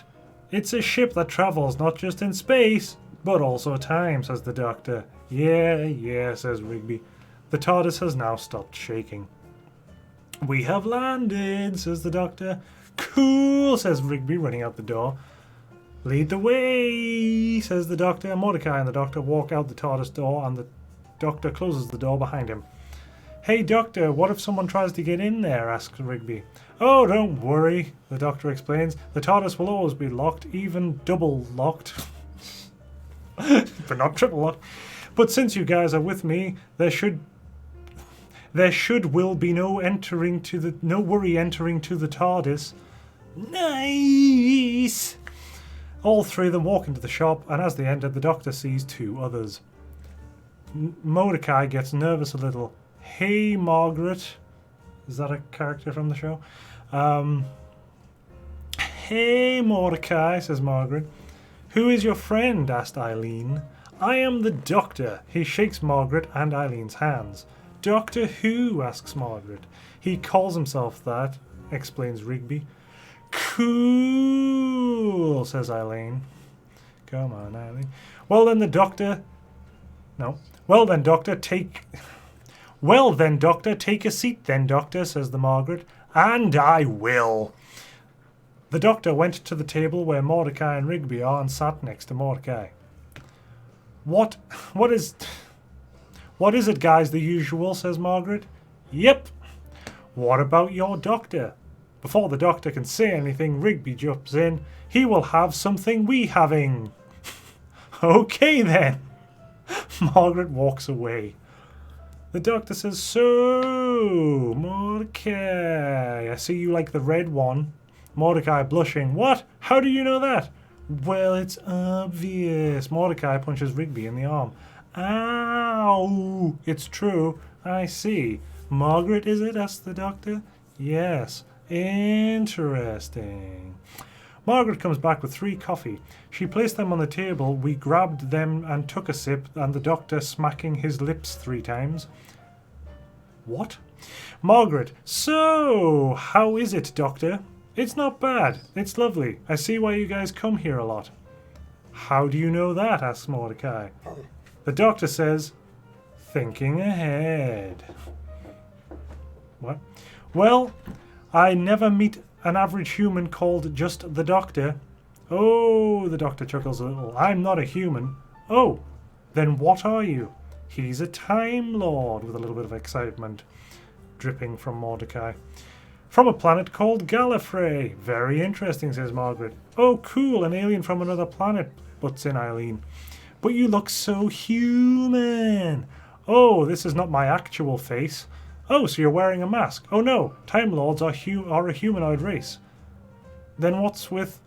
The doctor explains, oh, because there is a biology, and it's like regeneration, and Time Lords have the ability to regenerate 13 times, and I regenerated 7 times, it's called regeneration cycle, and yes, you do get a new cycle, I think. So how does this face changing work? The doctor explains, well, it can be triggered by death, or injury, or aging. Once it happened, well, Time Lords can have different body of a species, but they have to be humanoids. What? Wow, says everybody. The doctor, I know, right? But it's been great meeting you two. The doctor drinks all of his coffee, got up and started walking out the door. He really is an alien, says Margaret. His TARDIS proves it, says Rigby. Margaret and Eileen say, TARDIS. Mordecai, pointing out the window where the TARDIS is. You see that blue box? That's the doctor's TARDIS. Wow, looks low tech. Must be some kind of disguise. The doctor comes back in. Hey, you guys, are y'all coming? Later, but doctor, I do realise why your ship is a blue box, says Mordecai. Oh, that. Once I went to England when the TARDIS disguised itself as that. Type 40 TARDISes disguise what they see. Eileen asks, but why is it still a box? The doctor says, the cloaking device got stuck, and I don't even bother fixing it. Cutscene. I don't know. Hang on, is the scene being cut, or is it a cutscene? Cutscene, 8 p.m. at the park in the house. The doctor. Well, guys, it's been a really great day I had, but I will be going to my TARDIS now. Mordecai says, well, I'll walk you out. Mordecai and the doctor walk out of the door to the TARDIS. The doctor unlocked the door to the TARDIS. He turned back and realizes Mordecai looks upset. What's wrong, Mordecai? Well, we did have great times. I'm staying, says the doctor. Me and Rigby love to have you be our best friend. Wait, what? Like I said, I'm staying. Really? Asked Mordecai. Yeah, I actually came here to spend time by myself, but I met great people like you guys, and that's what makes me stay. The doctor enters the TARDIS and closes the door behind him. Mordecai turns around with a happy smile and yells with excitement, Hey, Rigby! Our alien is staying! The end. The fuck? What was with the birds? Where did the birds go? Wasn't the birds and there was a club or something? And there were avian, like, bipedal pigeons? Danny, what is that? Cutscene. It really is, look. The doctor cloaking device got stuck and I don't even bother fixing it. Cutscene, 8 p.m. I think it means cut 2. Oh, jeebus. Oh, God. There is a reason we've only done one of these a year. Our brains couldn't handle 2. Oh. Jesus. Right, how many Just to say, did we not get to? Well, How many people did we let down? there was the gargoyle one that. Oh, Meeks God, Mix sent. isn't even here, though. We didn't get to the Goonies. No, we didn't get to the Goonies. We didn't get to the Gargoyles. I would have to say Meeks sent that gargoyle one himself, so he's hunted it out. I had a read of it. Mm-hmm. It's a very short story, and Okay. I'm glad we didn't get to it. Oh, well then, fuck it. for disgusting reasons and random defecation reasons, but Meeks has questions that he needs to be held accountable to. So what you're saying is we get Meeks to read it. Yes. Yeah, I should put this back in between us. Along with Meeks rapping, we have to get him a recording with him reading the story he sent us to read. Because I've read it and other people must know my pain. Okay, that's fine. So, reading down the list, we only really missed one, which is a Goonies fan fiction. Is it sexual? I don't think so. It's just entitled Chunk, but I mean, that sounds. How do you get non-sexual from that? because one of the characters, I know it's called Chunk. So- I'm familiar with the Goonies. it's just called Chunk. So that will have to wait till another time because we have gone past midnight, and my mind no longer worky. Words, soup, letterings, language of English, none of that works. Thank you, one and all, for sticking with us through another episode or edition of Relaxing by the Fireside. I don't know when or if we will ever do another. It will only come back by popular demand. Oh, fuck. Which may mean at least another year before the next one. You got. People will need at least a year's worth of therapy to get over the Crystal Maze story.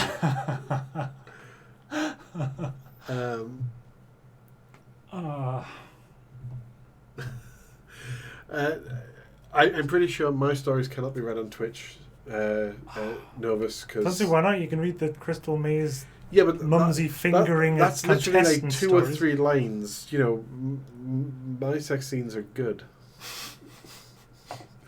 And therefore go on for quite a while. So what you're basically throwing your gauntlet / hat into the ring for now is a sexual fan fiction of the Crystal Maze, No. written well. Because as you've just said, yours are good. That one wasn't. Next time on Plurasport Relaxing by the Fireside, we read Sisco's fan fiction, sexual fan fiction of the Crystal Maze. Thank you very much. Yeah, that's not happening. I don't know, Novus, maybe. Everything else seems to be. We had to remove Sisco's nipples, which is a great thing to say, from his background. I've had surgery, yes. Because nips aren't allowed.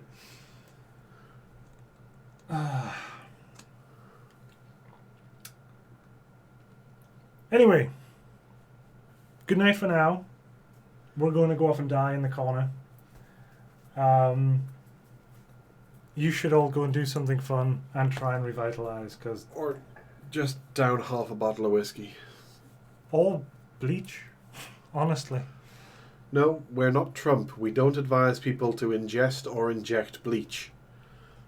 Fair enough. Good night, everyone. We're off to die. Bye.